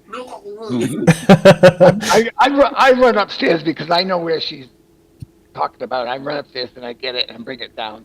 Okay. How would you like to try and administer it? Yeah, this is a liquid, I believe. Put some drops in his coffee and make him take a drink. Put it in one of his wind instruments. Okay, so that's two separate answers. Which would you like to do? That's not going to help.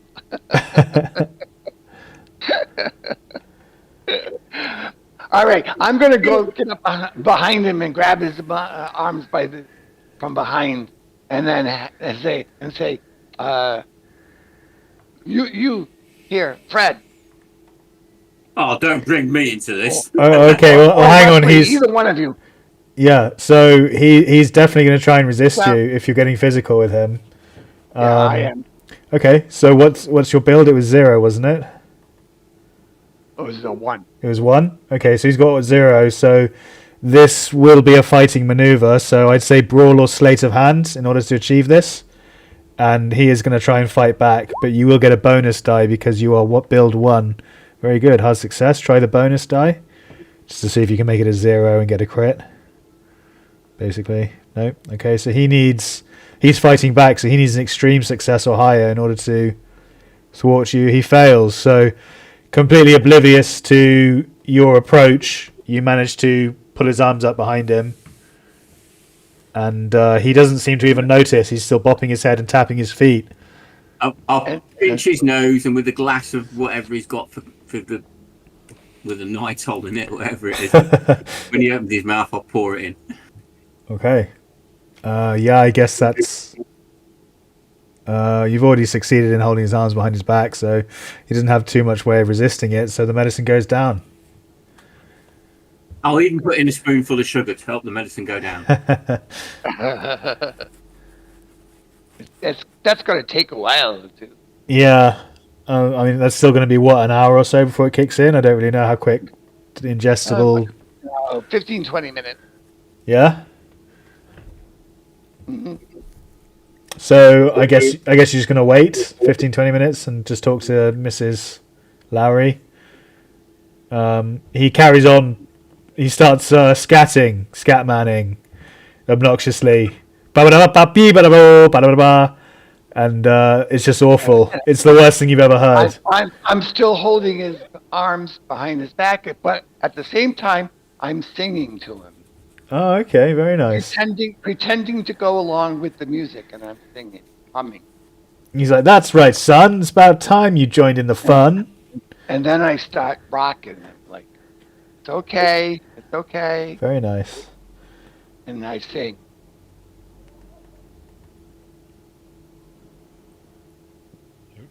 Oh, yeah, it sounds like Paul dropped out. No, I'm here. Oh, okay.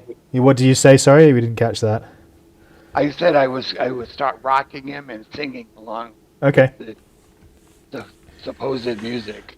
No problem. So yeah, his tone gets lighter and lower, and he gets sleepier and drowsier and slower as the medication, drugs start to kick in, and eventually he just nods off and goes limp in your arms. Okay. Okay, folks, Now- let's not waste any more time here. We've got to get to that church. The Well, solution to these we gotta get problems him is to the that- hospital. No, we gotta get him no, to no. the hospital Just first. let him sleep it off, Bert. He's fine here. Your mom will look after him. Let's get to the church. Forget the hospital. Thank you, my bank loan. No, we're gonna take him to the hospital first. It's my father. It's my car. We're gonna take him to the hospital. Good thing this is a small town, because we don't have too far to drive, at least. Have a vote on it. All right, on to Mill Street, to the hospital. Hospital. Okay. So yeah, you drive to the hospital.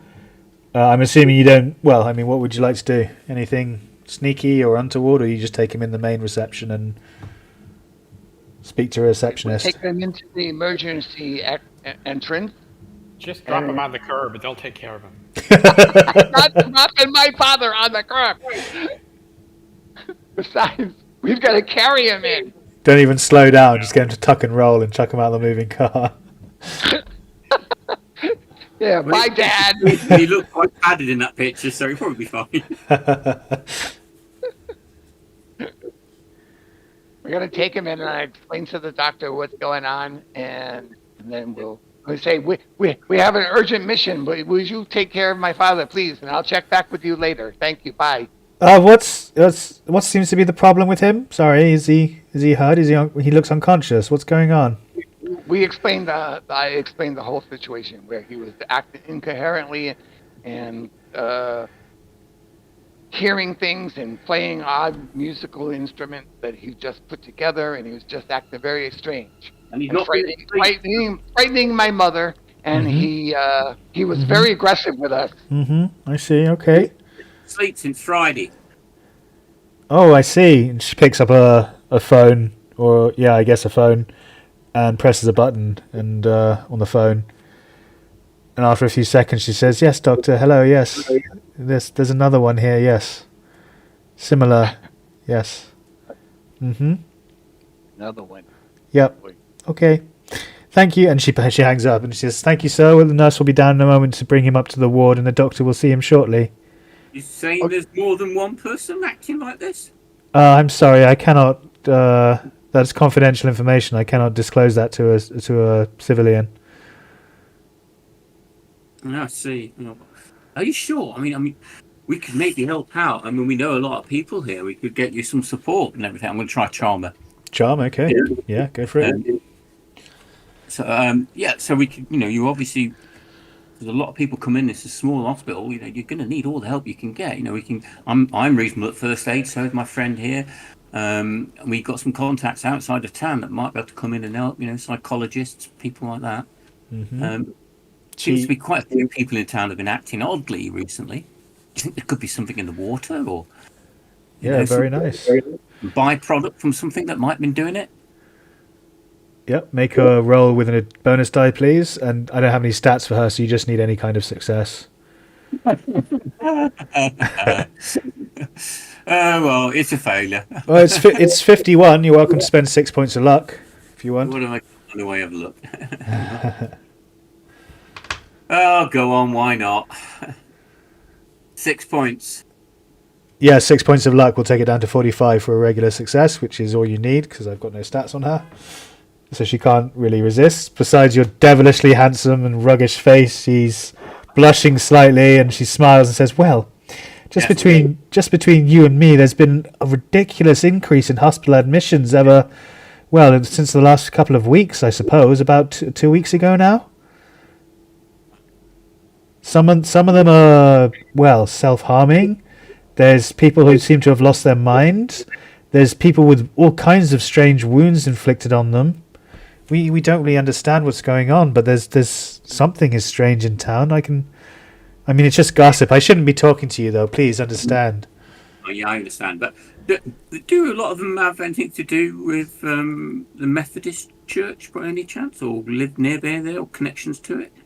Oh, well, I wouldn't really know those kind of statistic details, but I mean, there's just we've just seen an increase. The ward's nearly full at this point. We're only a small, not infirmary. What's the word for? Not hospital. Clinic. We're only a small clinic here. We barely have much space as is, and we're having to outsource patients to the what was the nearby town called? Bow something or other. Let me look at the map again. Buttonwood? Bedford. We've had to outsource to the Bedford Hospital. Really. That's terrible. And is there any sort of rhyme or reason to it? I mean, what are these strange wounds you're talking about? Well, they range from all kinds of things, like scratches and bruises, broken bones, wounds that are inflicted by force. That's terrible. You must be rushed off your feet. Well, luckily I'm mainly on reception, but yeah, the ward nurses and the doctors just are swamped at the moment. Have you found any effective treatments so far? None at all. No, we're just dealing with what we can in the form of handling each symptom with medication and subduing those that, well, let's say are acting a little crazed with sedatives. Oh, yes, you should know that we've already given some sleeping medication to Mr. Lowry, so help him rest. Oh, okay. How much was the dose? I look up. I will tell them. But And exactly, just out of curiosity, who are you? I need to know because well, I mean, you could be anyone. I'm his son. My name is Bert Lowry. Oh, so you're related to him. I see. And she's writing this all down on a form. Would you take good care of him? And we have to depart. We are on urgent business. You're leaving your father. Back in with you later. Oh, okay. We'll check back in with you later. Sure. Okay. Well, like I said, he's in good hands. The nurse will be down in just a moment. I'm sure you're the very best care we can get for it. Oh, thank you, sir. Yes. Okay. Let's all get back in the car and go to the church. Thank goodness. I thought we'd never make it. Let's go. Okay, let me have a look here for...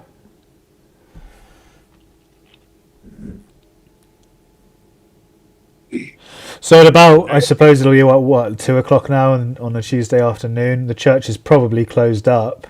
I mean, there'll be a door that's open. You can get in, but it won't be like open. There won't be like it's not mass, but whatever, the sermon or whatever going on. Let's see.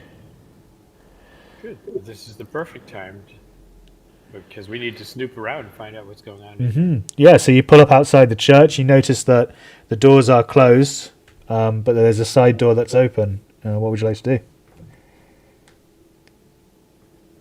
Nonchalantly, discreetly enter. Yeah. The side door.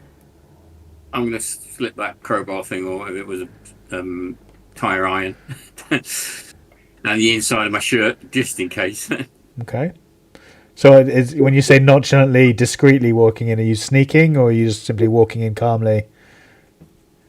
I'm just going to walk towards the door.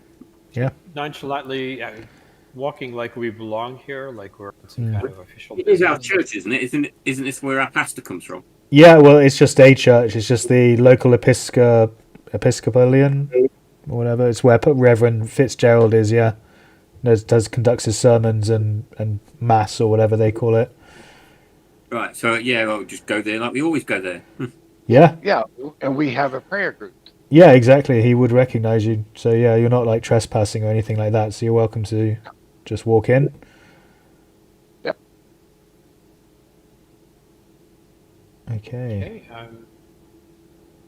Perhaps just take a look around as we enter through that side door to see if there's anything amiss, anything unusual going on. Yeah, it's oddly quiet in the church. There's not anything really happening. There's no one playing music. You just see Reverend Fitzgerald up behind the altar, and he just seems to be conducting himself up there, occupying himself with various menial tasks around the altar, tidying up, like doing whatever priests do behind the altar.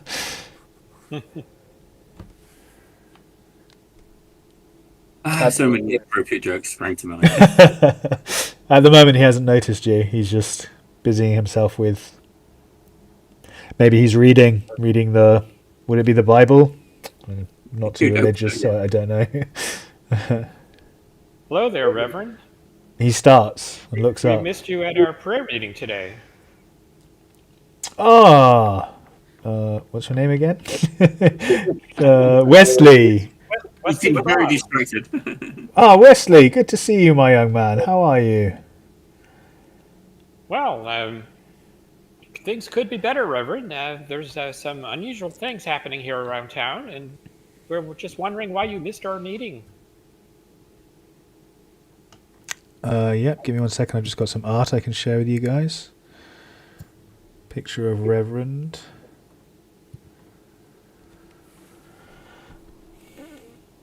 Suspicious. He says, my dear boy, I'm so sorry. It completely slipped my mind that we had that prayer group this morning. I must have been tied up or caught up with something. I honestly couldn't tell you where I was, but I do apologize. I'm so sorry. That's so unlike you, Reverend. Has something been troubling you? Nothing at all. I've never felt more enlightened in all my life. Oh, really? Yeah. Has something unusual happened Unusual how? to make you feel more enlightened? I suppose I just woke up and I think my sermon on Sunday went down particularly well, you know? Oh.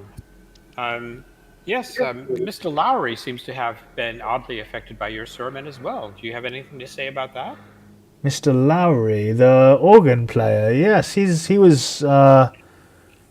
Yes, my father. Yes, hello. Hello, Fred. Not Fred. Bert. Bert. Hello, Bert. There's too many names. Bert Lowry, how are you, my friend? You say your father is what? Sorry, he was playing the organ, and yes, he had a terrific time on Sunday. Yeah. Can we do psychology checks to see if Mm-hmm. Yeah. Yeah, you're very welcome to roll psychology and see if he's lying or what you feel about. It was on Friday and he's not been back since. So.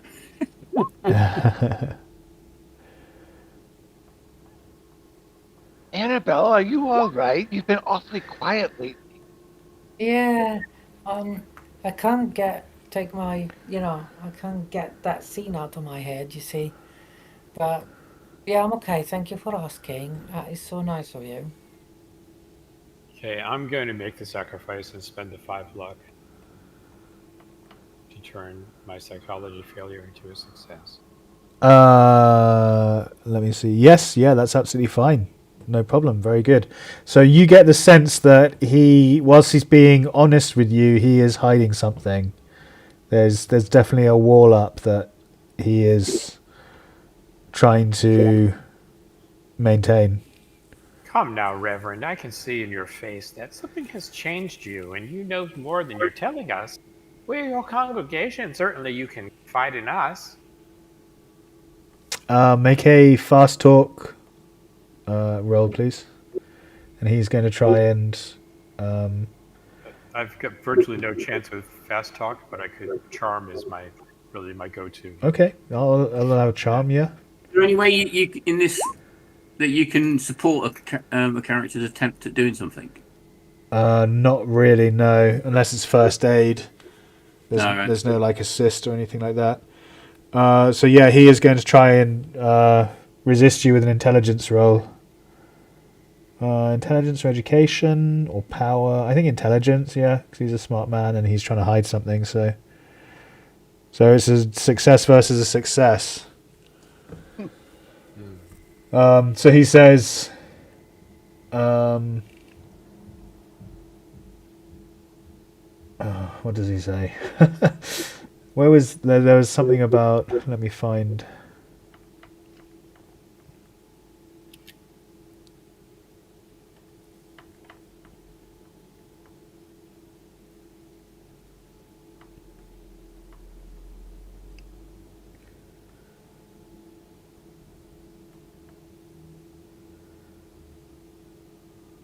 No, it wasn't in there. He just says, I've been feeling particularly enlightened since my sermon over the weekend. I did the same one on Friday, Saturday and Sunday, and they just went down an absolute treat. Everyone seemed to love it. If you like, I could read it to you. I missed you over the weekend, to be honest. You didn't attend Mass.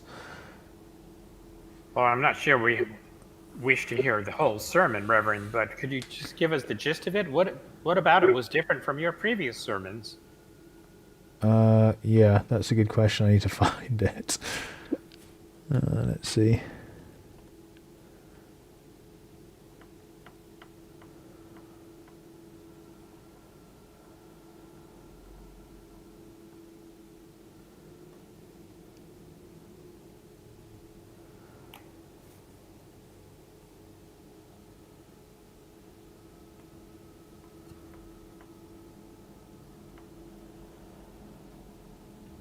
No, I'm not able to find it. He spoke on Leviticus, and the gist of the sermon was to do with slavery and owning people, and how I can't remember the quote from Leviticus. I had it here somewhere, but I can't find where it is right now, to be honest, unfortunately.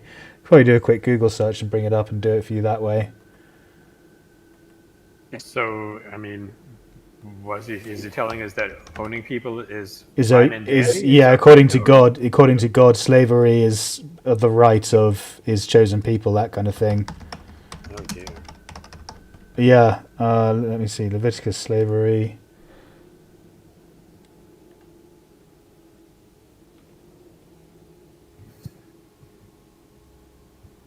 Yeah, it's basically, so this isn't the exact, well, this is the Bible quote. The quote that he gave was slightly different, but essentially it was Leviticus 25:44 to 46. Your male and female slaves are to come from the nations around you. From them you may buy slaves. You may also buy some of the temporary residents living among you and members of their clans born in your country, and they will become your property. You can bequeath them to your children as inherited property and make them slaves for life, but you must not rule over your fellow Israelites ruthlessly. I think it was the last part. Obviously, it didn't talk about the Israelites specifically. It talked about something else. I think it said you must not rule over any other ruthlessly, I think was what it was. Yeah. No, Reverend Fitzgerald. I'm sure you're well aware that we've had a war in this country some 60-odd years ago over this issue, and it's been settled. If you believe that slavery is allowed, then you are not more enlightened. You are considerably less enlightened than you used to be. Yes, and what about the rights for women? Exactly. Might think of us not so highly then, because obviously Annabelle is fixed on that. Right. Yes, so he turns to Annabelle and says, well, a woman's place is with her husband. The man of the house leads the house. And no. He is the head of the household. Oh, Annabelle is in shock and in anger, obviously. Mm-hmm. And what would you do without us in the world? What on earth do you mean, my dear? I mean, what would you do without us in the world? Who is us? You mean women? Yes, women. Why would they not be in the world, my darling? Because we are going to turn our back at you and leave you alone. Here to suffer without us. So that's what we should do. Yes, that's what we should do. And she's really fuming now. All bright red on her face.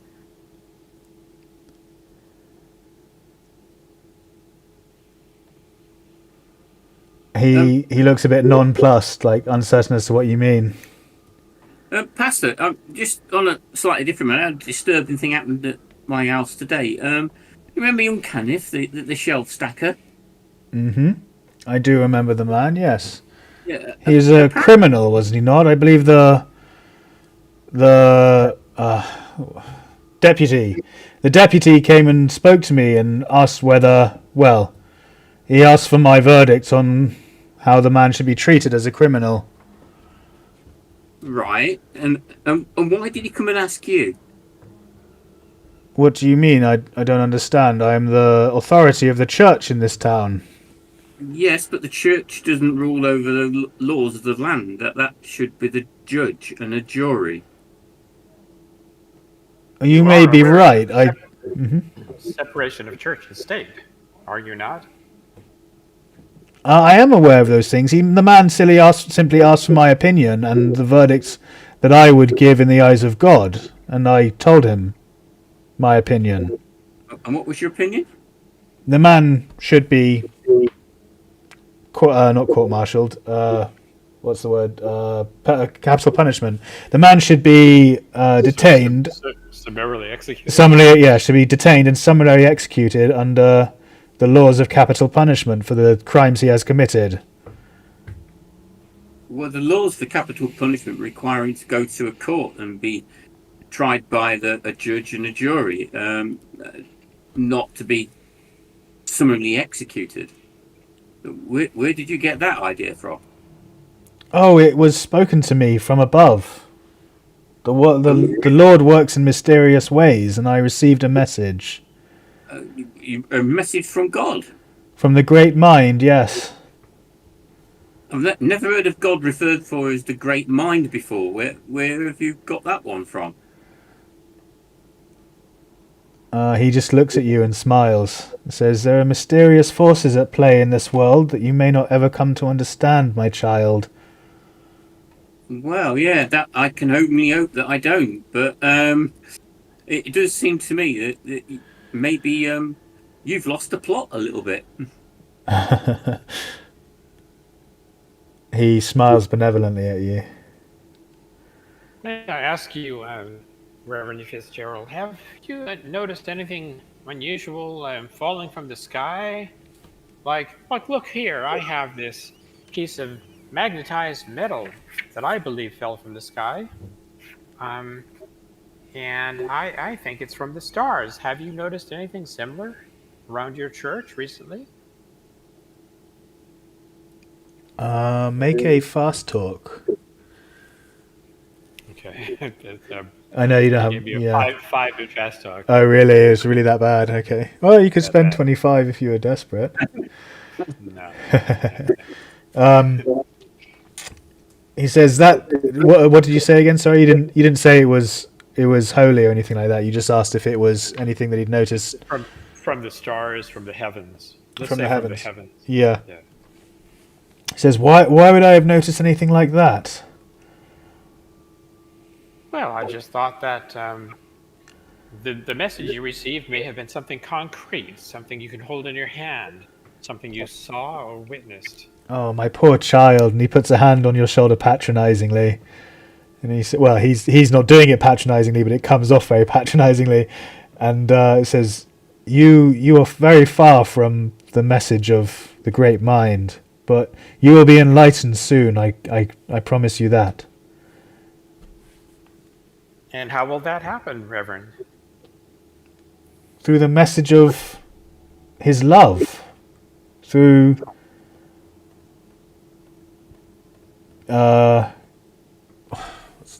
oneness. Through unilateral oneness. Oh, interesting. This doesn't sound like the normal message that the Bible preaches. Does the great mind perhaps preach something slightly different? Well, you heard my sermon. Well, no, we weren't here. Well, you We heard. heard a bit about slavery, but I mean that doesn't Yeah. really tell you anything else, does it? And that was a quote from the Bible anyway. Mm-hmm. So, but does the great mind tell you other things? The great mind works in strange ways, my child. I'm sure it's very strange, but I'd more want to know, what specifically the Great Mind has been come all, and where you encountered it. Yeah, make a fast talk, please. Oh, no. I'm as bad as Duane. You could get lucky. Yeah, I remember getting lucky so many years ago. Praise God. Fast talk, fast talk, fast talk. No, I don't want to spend 39.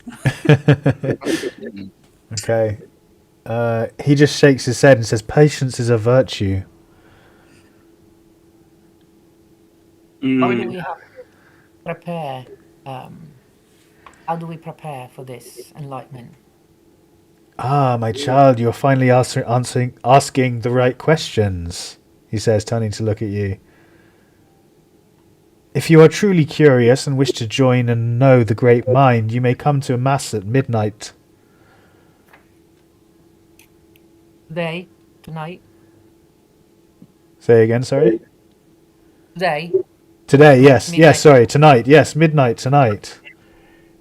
I routinely hold sermons morning and evening, but tonight there is a special midnight mass at midnight, which you are welcome to attend. Do we have to dress in a particular way? Do we have to drink anything before? Purify our spirits? Well, he looks you up and down and says appropriate dress would be required, of course. Okay, so there is no other preparation that we should do? Pray. Drinking something in particular? I'm trying to get to see if there is any ritual thing that I have to do, like taking a medication or some kind of drug or something. Nothing more than you're already doing. Just pray for your soul. Okay. Tell me, Reverend, so you talk of this great mind. Does it also have an eye? Because Kenneth McCurdy, before he was shot dead, was screaming about the eye that he looked into, and he did not want to go back, and he did not want to look again. Do you know anything about that? Reverend Fitzgerald's features seem to darken, and he glares at you and says, Kenneth... Oh, I've forgotten the name already. Kenneth McCurdy. Kenneth McCurdy was a madman and a murderer. I do not wish to talk about his deranged ways and the things he said, his heinousness. Who did he murder? The list is endless. Well, he was busy because he was a stealth stacker most of the time.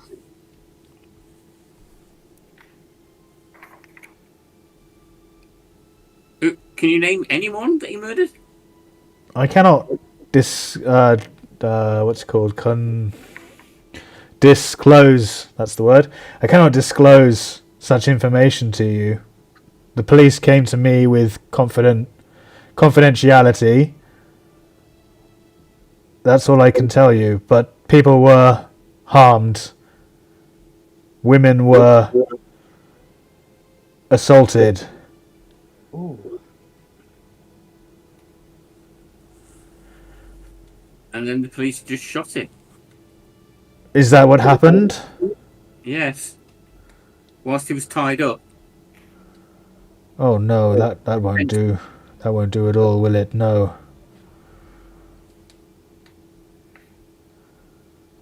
I shall speak. Who shot him? Who was a police officer? Yeah, the deputy. Your suggestion, no less, according to Deputy Alexander. Well, I mean, I did want him to have a trial and a fair case, but I shall be having words with Deputy Alexander if that's the case. He obviously misconstrued what I said. Oh, perhaps you intended instead for Kenneth to become a slave. A slave to who? Why would I? You're advocating slavery these days, aren't you? I don't like your tone, young man. I was merely reading a text from the Holy Tome.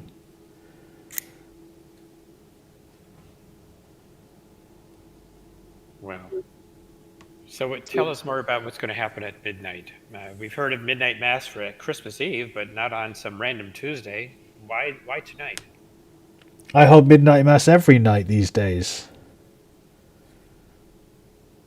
While all this discussion has been going on, Bert would like to go back behind the altar and try to finger one of the church wafers, because the Methodist Episcopal Church, they do a form of communion. Yeah. At the time they probably still did the wafers and the wine. I'd like to get one of the wafers and get some of the wine so that we can take it back and analyze it. Okay.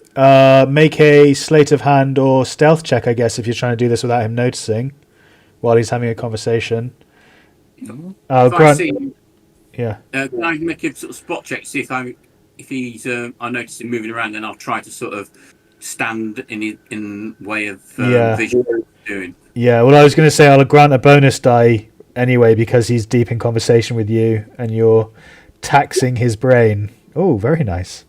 So did you say sleight of hand or spot hidden? No, sleight of hand. Oh, that's a spot hidden. Sorry, no, sleight of hand or stealth, depending on. Oh, it's And that was me to spot that he was up to something at the back and to stand in his way so he couldn't see him. Oh, I see. Okay, so you got an 8 out of 25, which is a success. So, Bert, you have a bonus die if you'd like to roll that. Yes.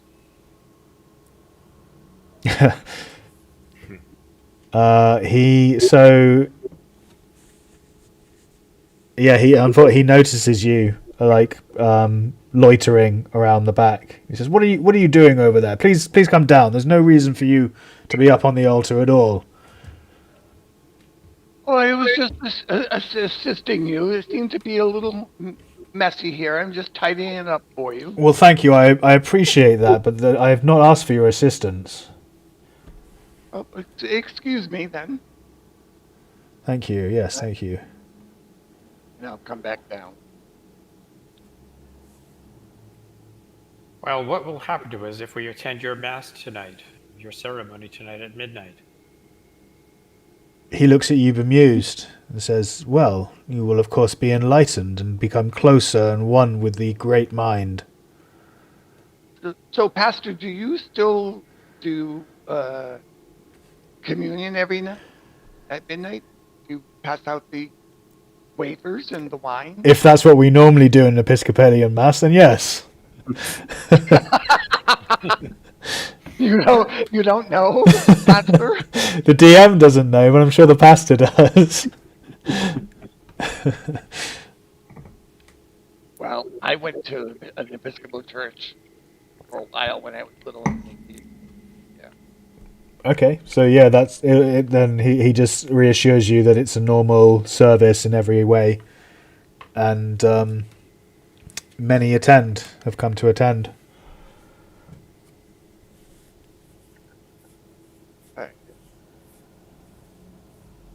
Well, perhaps we'll see you tonight then, Pastor. I look forward to it, my child. I'm sorry if I was a little aggressive there, but we're just very interested in wanting to understand what's happening here. Of course, I understand. Curiosity is not a sin. But you must learn to conduct yourself in more patient ways. I will make an effort, Reverend. Of course, my child. I shall pray for you. Oh. Thank you. I need all the help I can get. So, friends, where to next? Let's leave the church first off. Unless you think there's like a way to sneak down into the church basement and find out what's going on down there. Do you see any doors leading to like downstairs that we think we might have a chance to get down to the basement? Yeah, I don't know if there'd be a basement or not. There'd probably be some kind of back room or a door leading into an area just for the congregation, not the congregation, the priesthood and I don't know, altar boys and Yeah, the vestry where they Yeah, dress vestry. in. Thank you. That's the word I was looking for. Yeah, there'd be a vestry of some kind. Yeah, so there'd just be a door nearby with a normal lock and key on it. So, yeah, but there's no way to approach it without him knowing that we're going there. More than likely not, especially now that you've got his attention. He's just standing there watching you all. We better leave and then just come back tonight. Now we could go to the bank. Yeah, we'll get the bank. Yeah. We could go to the bank. All we know is something odd has happened to the pastor, and not much else that we know until midnight here. So, yeah, let's go to the bank. Drive us to the bank, Bert. Yep. The Batmobile. Everybody jump in the car. Diddle-diddle-diddle. Annabelle, come sit next to me. Okay. And she jumps up again. It's just right up the road on Main Street. Yeah, we're going up to the bank from number 3 to number 16. Are you chilly, No, wait a minute. Annabelle? Number 3 to Yeah. If you're chilly, I can give you here. number You'll 6. Oh. take my jacket. I'm okay. Don't worry. I'm okay. Thank you. I'm just a bit shocked about everything that is happening. I can't believe these people just go to a mass and listen to a few words and they all go crazy. That doesn't make any sense. That's why I was thinking something's going on with the wafer. Yeah. Or, Yeah, I or think the the pastor's wine. gone, Or, yeah, I think the pastor's gone nuts and is maybe feeding people something that's That's why I was making them asking. his slaves. It's great mind stuff. It's Yeah. obviously rubbish. That's why I was asking if they were doing any preparation, like drinking something or eating something before. That was, yeah. yeah, well, they'll do that at the communion. The body of Christ. Yeah, they could be after, The yeah. blood of Christ, Wink, wink. Okay, it's a very short distance to the bank, right up the road on Main Street. Okay, so you push open the grand double doors and step into the bank. It's busy. So Yeah. Being an employee here, I'd be very familiar with the ins and outs. Yeah. Is my impression? Oh, go ahead. Is my impression that anything unusual is happening? Anything unusual in the building at this moment, you mean, or just your general impression of the bank? Does it look like a typical Tuesday afternoon at the bank? Yeah. Yeah, everything looks fine. It's a bit full of hustle and bustle. People quietly queuing up to speak to the teller. Yeah, Mr. Bingham is in the back room in his office. You can see him on the phone through large ornate glass window. Do I have like a co-worker or a supervisor nearby who I trust? You give me accurate information who I could just ask. Yeah. Make a luck roll. See if they're working today. See if they're in and you can see them. I guess is the best way to handle that. Okay. No, you can't. Either they're not in today or you can't see them. Darn. But you do get recognised by people, by other clerks and members of the bank who work there. The receptionist, well, there wouldn't be a receptionist, but a floor clerk or something, nods to you and smiles as you come in. Does because Mr. Lowry, who would normally be working here, is missing. Do I notice any other absentees that I would have expected to be here today? Make a spot hidden. Okay.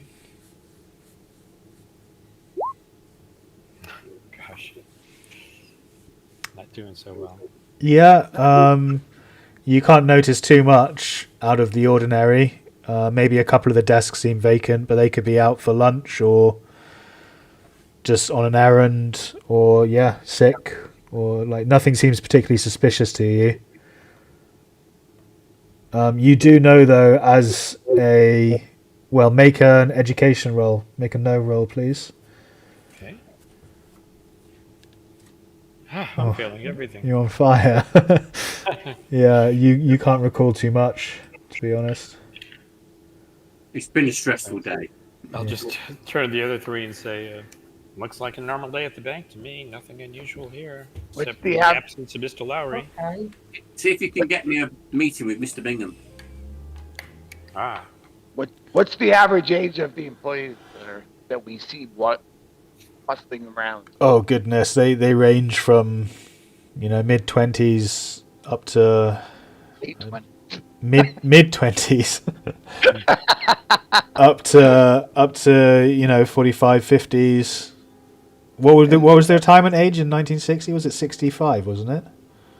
Or something? in the 1920s. Sorry, yeah.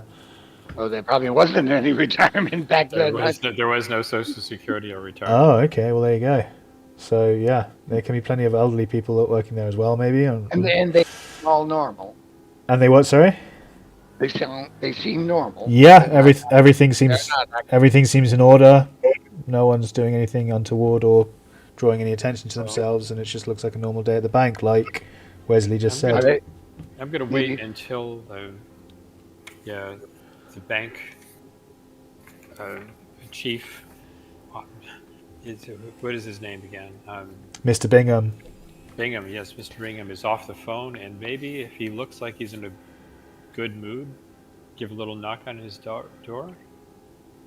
To see if I can move into the office. Make another spot hidden for me. See if you can, or psychology. See if you can judge his mood, his temperament at the moment while he's talking on the phone. If you want to gauge his temperament, or you're welcome just to walk straight in. Oh, darn. I can't do anything right today.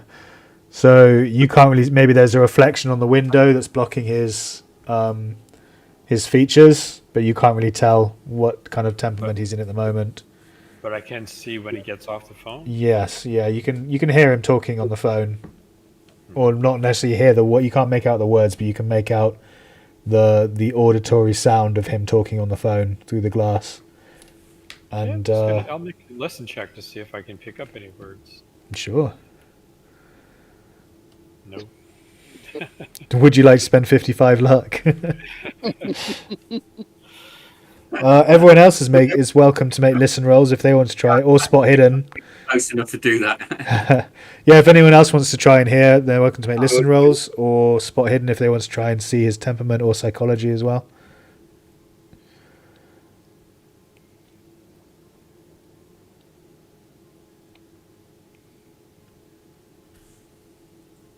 It seems to be a lot more failures than successes Whoa. in this game.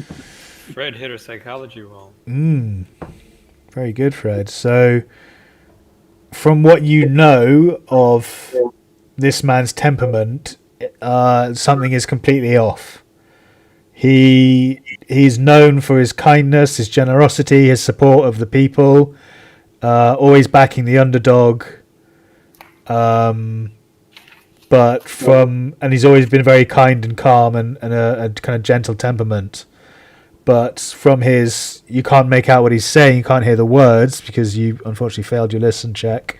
But from his body language, from the way he's talking, and he's escalating and elevating his voice, he seems just angry, hostile, objectionable, disagreeable. Just a complete flip, basically, of what you expected and thought he would be like, or thought he was like. Okay. And then he slams the phone down on the receiver and says something under his breath. Well, Fred, I'm not sure this is going to be the best time to approach Mr. Bingham about Well, your let's loan. try this. I'll knock on the door. I'll open it. And walk in. You're brave, Fred. Enter. What is it? I thought I told you not to disturb me until... And he looks up. Oh, well, who are you? What do you want? Oh, Mr. Bingham, surely you remember me. I cut your hair every Thursday. Oh, yes. Sorry. It's been a rough morning. What? Oh, I Yes. can. There's so many people who don't understand the great mind and the benefits it brings from becoming one with him.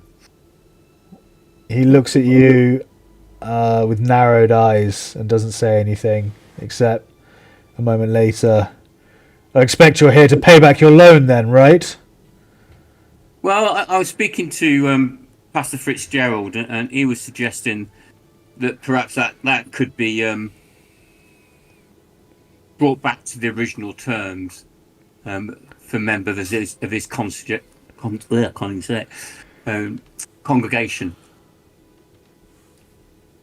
He's been saying that, has he? Always had a big mouth, the old fool.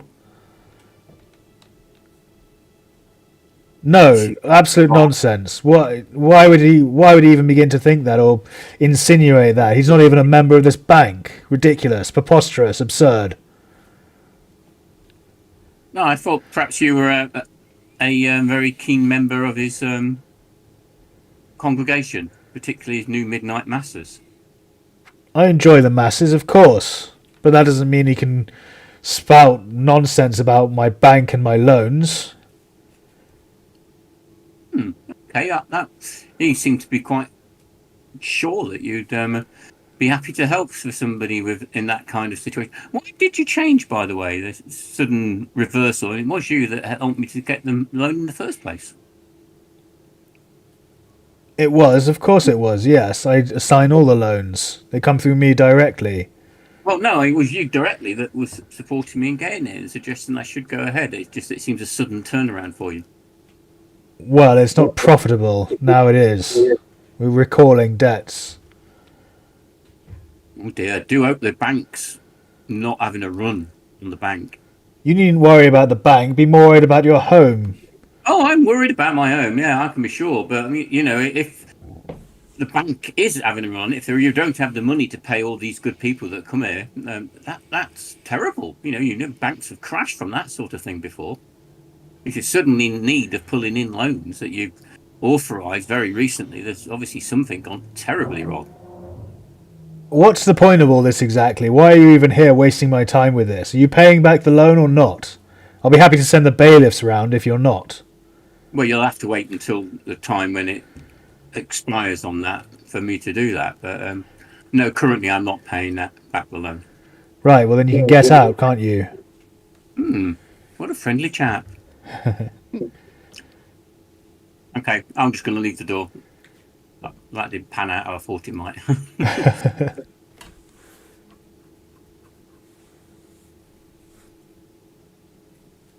I just blow glass smoke in his face as I leave. Just say, if we go in and pay a visit to my boss, I bet we're going to find the same problem. Yeah, we should do that. Yeah? I think we won't be any different, but we can definitely try to ask Leonard Elmer.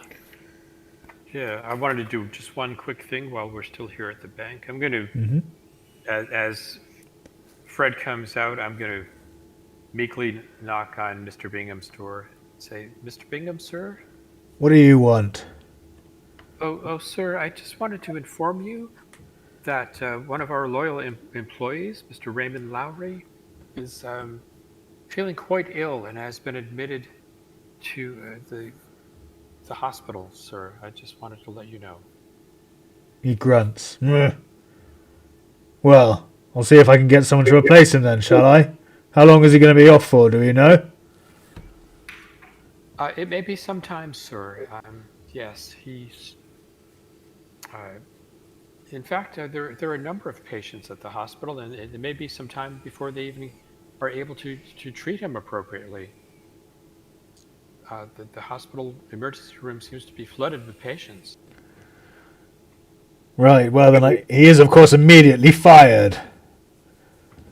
Oh, I'll let Mrs. Lowry know. Very good, sir. Thank you. I'll gently close the door.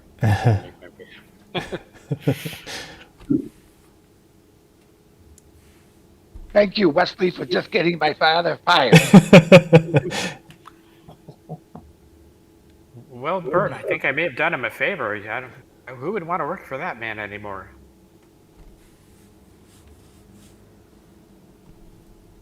That was work. All right. Your dad doesn't look like he's going to be in shape to resume work anytime soon anyhow. Oh, thank you, Dr. Frost. Well, just a hunch. Let's Annabelle, let's go over and talk Yes. to your Okay.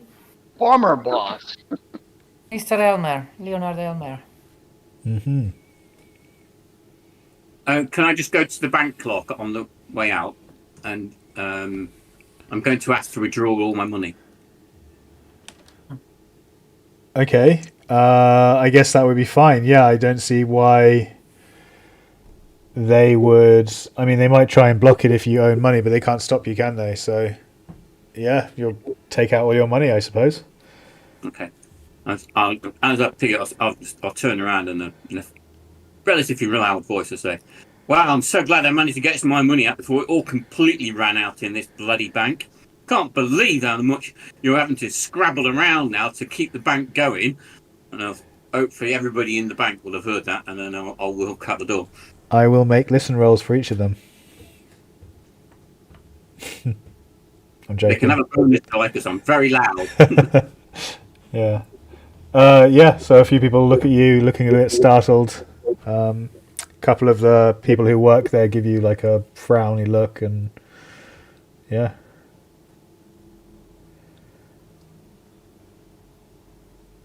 And I'll carry on muttering at them. They're being desperate to scrabble around to try to pull in whatever last dollar they can find just to keep the bank going and walk out the door.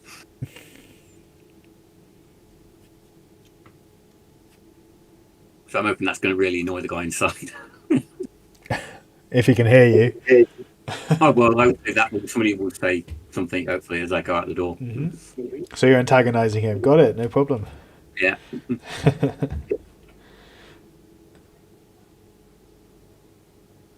Okay, where would you like to go next?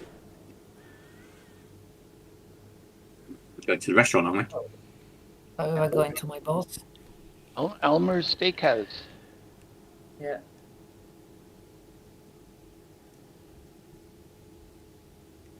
Yeah, no problem. So you get to the diner or the steakhouse. I guess it's more of a restaurant, isn't it, if it's a steakhouse? You get to the steakhouse, no problem at all. It looks busy inside. Waiters and waitresses bustling about. A few tables. Very few tables are empty at the moment. It is nearing dinner time now. It's more like 5:30 in the evening at this point, probably 5 o'clock. And yeah, there are plenty of people enjoying various meals from what you can see through the windows. As soon as I go in, I obviously put my expert eye on tables and everything around if they look right. Make a spot hidden for me, please. Yeah.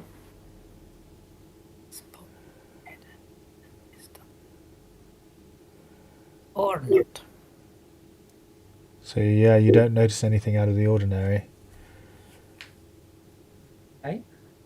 Said you don't notice anything out of the ordinary. It just looks like a normal evening to you. Okay. Right, so follow me, people. And I go just straight to the manager's office. Okay, no worries. The manager's office is located through the kitchen at the back. So as you walk through the kitchen, you see a number of chefs working on a variety of dishes, and the old boss, Leonard Elmer. Oh wait, sorry, I may have given something away there. You said that Leonard Elmer was your boss, right? Yeah, with that insight. So yeah, sorry, I shouldn't have said that. You see your boss, Leonard Elmer, at the kitchen sink. And he is washing dishes. Do my job. Do my job. Okay. Yes, pretty much. He's doing your job now because you're the kitchen hand, aren't you? So he's washing plates and dishes. You're welcome to all make spot hiddens as you approach and walk by him towards the office. All of us? That looks very whoever's around whoever wants to inspect or make a spot hidden is welcome to. Yeah.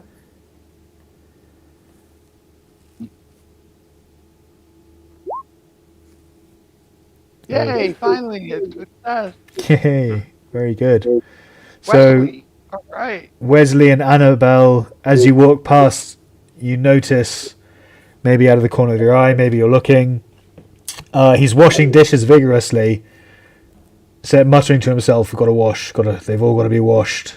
Seems to be staring absent-mindedly straight ahead, and all of the dishes around him, piled up on either side and in the sink, all seem to be sparkling. But he's still washing and washing and washing. I go straight to him. Uh-huh. And Mr. Elmer, I demand an explanation. I have been sent out of this restaurant this morning without even a single word to say what the reason was. I was doing my job very well. I was very proud of it. And you know it because you praised me several times, and all of a sudden it's no work for you, Annabelle, anymore. So, yes, I demand an explanation. He turns to you with blank eyes, staring almost through you, and just mumbles softly, "I'm not in charge anymore." Oh, then who is?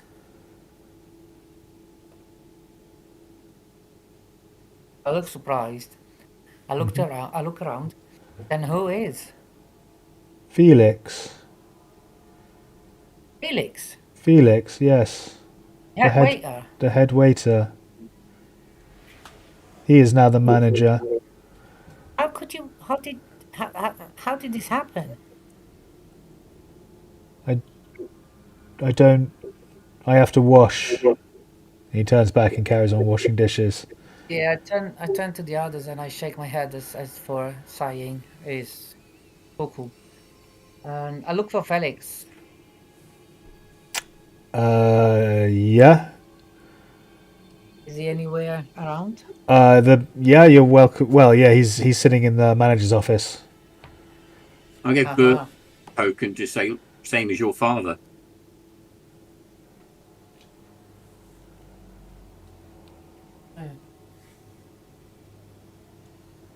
Okay, I storm in the office. Mm-hmm. I'm just so we're clear. I'm not even going to attempt an Eastern European accent. Okay. So you have. I don't have any problems with that. So it's natural. Oh, you look fishy. So he looks up. He's leaning back in his chair with his legs up, and as you burst through the door, he sits up quickly and looks at you. What is this? What's the meaning of this? Oh, it's you. What do you want? Yeah, it's me. Well, I want my job back. We don't need you anymore. You've got a dishwasher. Why? Why what? What happened from this morning? What happened from yesterday? How come that you are now the manager? What happened to poor Leonard? That was a lot of questions very quickly. I'll answer them in consecutive order. Leonard is expressed a desire to step down from management responsibilities and take a less difficult, responsible job and something more menial. He decided to promote me in his stead, and since we no longer had need of your services, you were dismissed.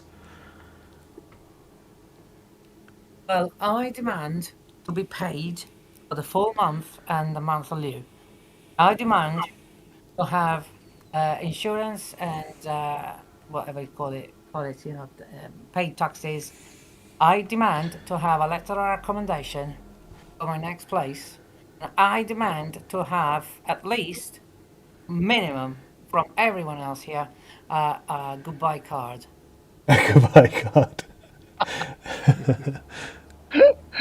And you want a cake too? We'll roll out the red carpet.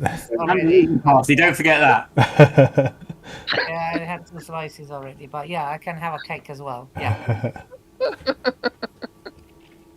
I wouldn't eat anything from here now that we know what's going on, maybe. I don't know what you're talking about. We're serving better food than ever. People haven't been complaining. The syrup ratings are off the chart. People are loving the burgers and the meat we're serving. I turn around to the others and just to realize that perhaps no one has followed me and I'm all alone in the office. I don't know.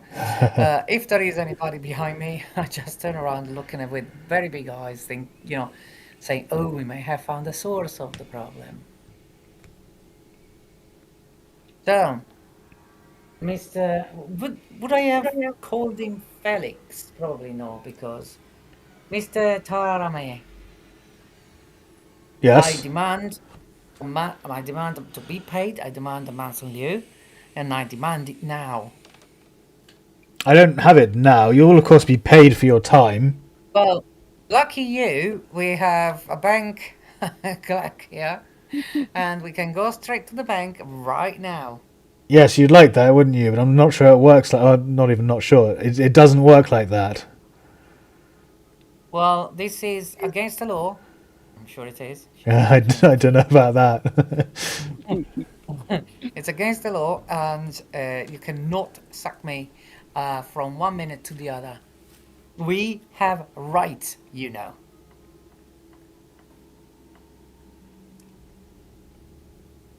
Well, feel free to complain about it. Feel free to speak to your union rep about it. Do they have unions back then? I'm not sure. Yeah, that's what I was Not wondering. very many in America. I don't know. Membership was very low then. Not in the restaurant. Probably, yeah. I don't know when the first unions. Yeah, restaurant business would be the least likely. Yeah. Well, feel free to speak to the suffragists about it then. You are coming with us now. Then. I'm not going anywhere. I don't see why I should, and I don't have to. Leave the office at once. I'll call the police. You do that, I'm not leaving, and I put my arms around my chest, folded on my chest, with my feet spread apart in an elephant position. I mean, like, try to move this mammoth from here. I'm whispering in her ear just to say, remember the last time we met the police, they shot somebody right in front of us. My face changes. Yeah, right. We may come back then. Don't you go anywhere. I leave, slamming the door. And if the others are still in, I hope I didn't slam it on their faces. No, but we heard some of this. So let's make a stealth check of the freezer locker. Sorry, say that again. You're gonna do what? Something about the freezer? Go make a stealth. Yeah, we'll stealthily go down. Oh, what? Try and sneak into the freezer or larder or whatever they have. Yes, to see what's going on. Sure. Make a stealth roll. The meat. I think all of us. Yeah. Okay. Anyone else? Or is it just Bert trying to sneak in? I was in the office, so I can't do that. Wesley's stuck in. Oh, Yeah. Yeah. Now you're on a roll now. With a hard success. Yeah, very nice. So whilst Annabelle is making a scene in the office and drawing the attention of the chefs and most of the customers, you're able to slip into their walk-in chiller, whatever they'd have. I'm not sure. Freezer, chill room, larder, and look around. Wouldn't my scene give them a bonus die, perhaps? I don't see why. I mean, it's still just a loud noise, and people have been distracted by it. And Duane's already succeeded, so Wesley's already succeeded. Can I make a natural world check to see if these look like regular animal products in here or something else? Yeah, let me have a look at the character sheet and see what there is. I mean, yeah, natural world or something like intelligence or education, I guess, would be fine. Yeah, when they say finger food in this restaurant, they really mean it. Okay, succeeded at an education. Yeah, the hands on the floor in the corner. There's no obvious foul play at work. There's no like severed heads or anything, or fingers or anything like that, like you're implying. No, but there is plenty of meat, massive amounts of meat stored all over the place, minced up and cut into steaks. Wow. And does it look like beef? Yes. Do you know? I can't say too much. Yes, it looks like normal meat. Normal meat. What color? Red. Red meat. Okay. Take a sample. Yeah, right. Okay, I hear Fred's voice from outside. Take a sample, so I will discreetly take a small sample. Sure, no problem. Yeah, you grab a piece and pocket it, I suppose. Yeah, I'll wrap it in a handkerchief or something. Cool. Can I look around to see if there's any, like, secret spices or anything like that knocking around the place? Make a spot hidden, sure. You mean in the kitchen, secret spices? Yeah. Yeah. Not as far as I'm concerned.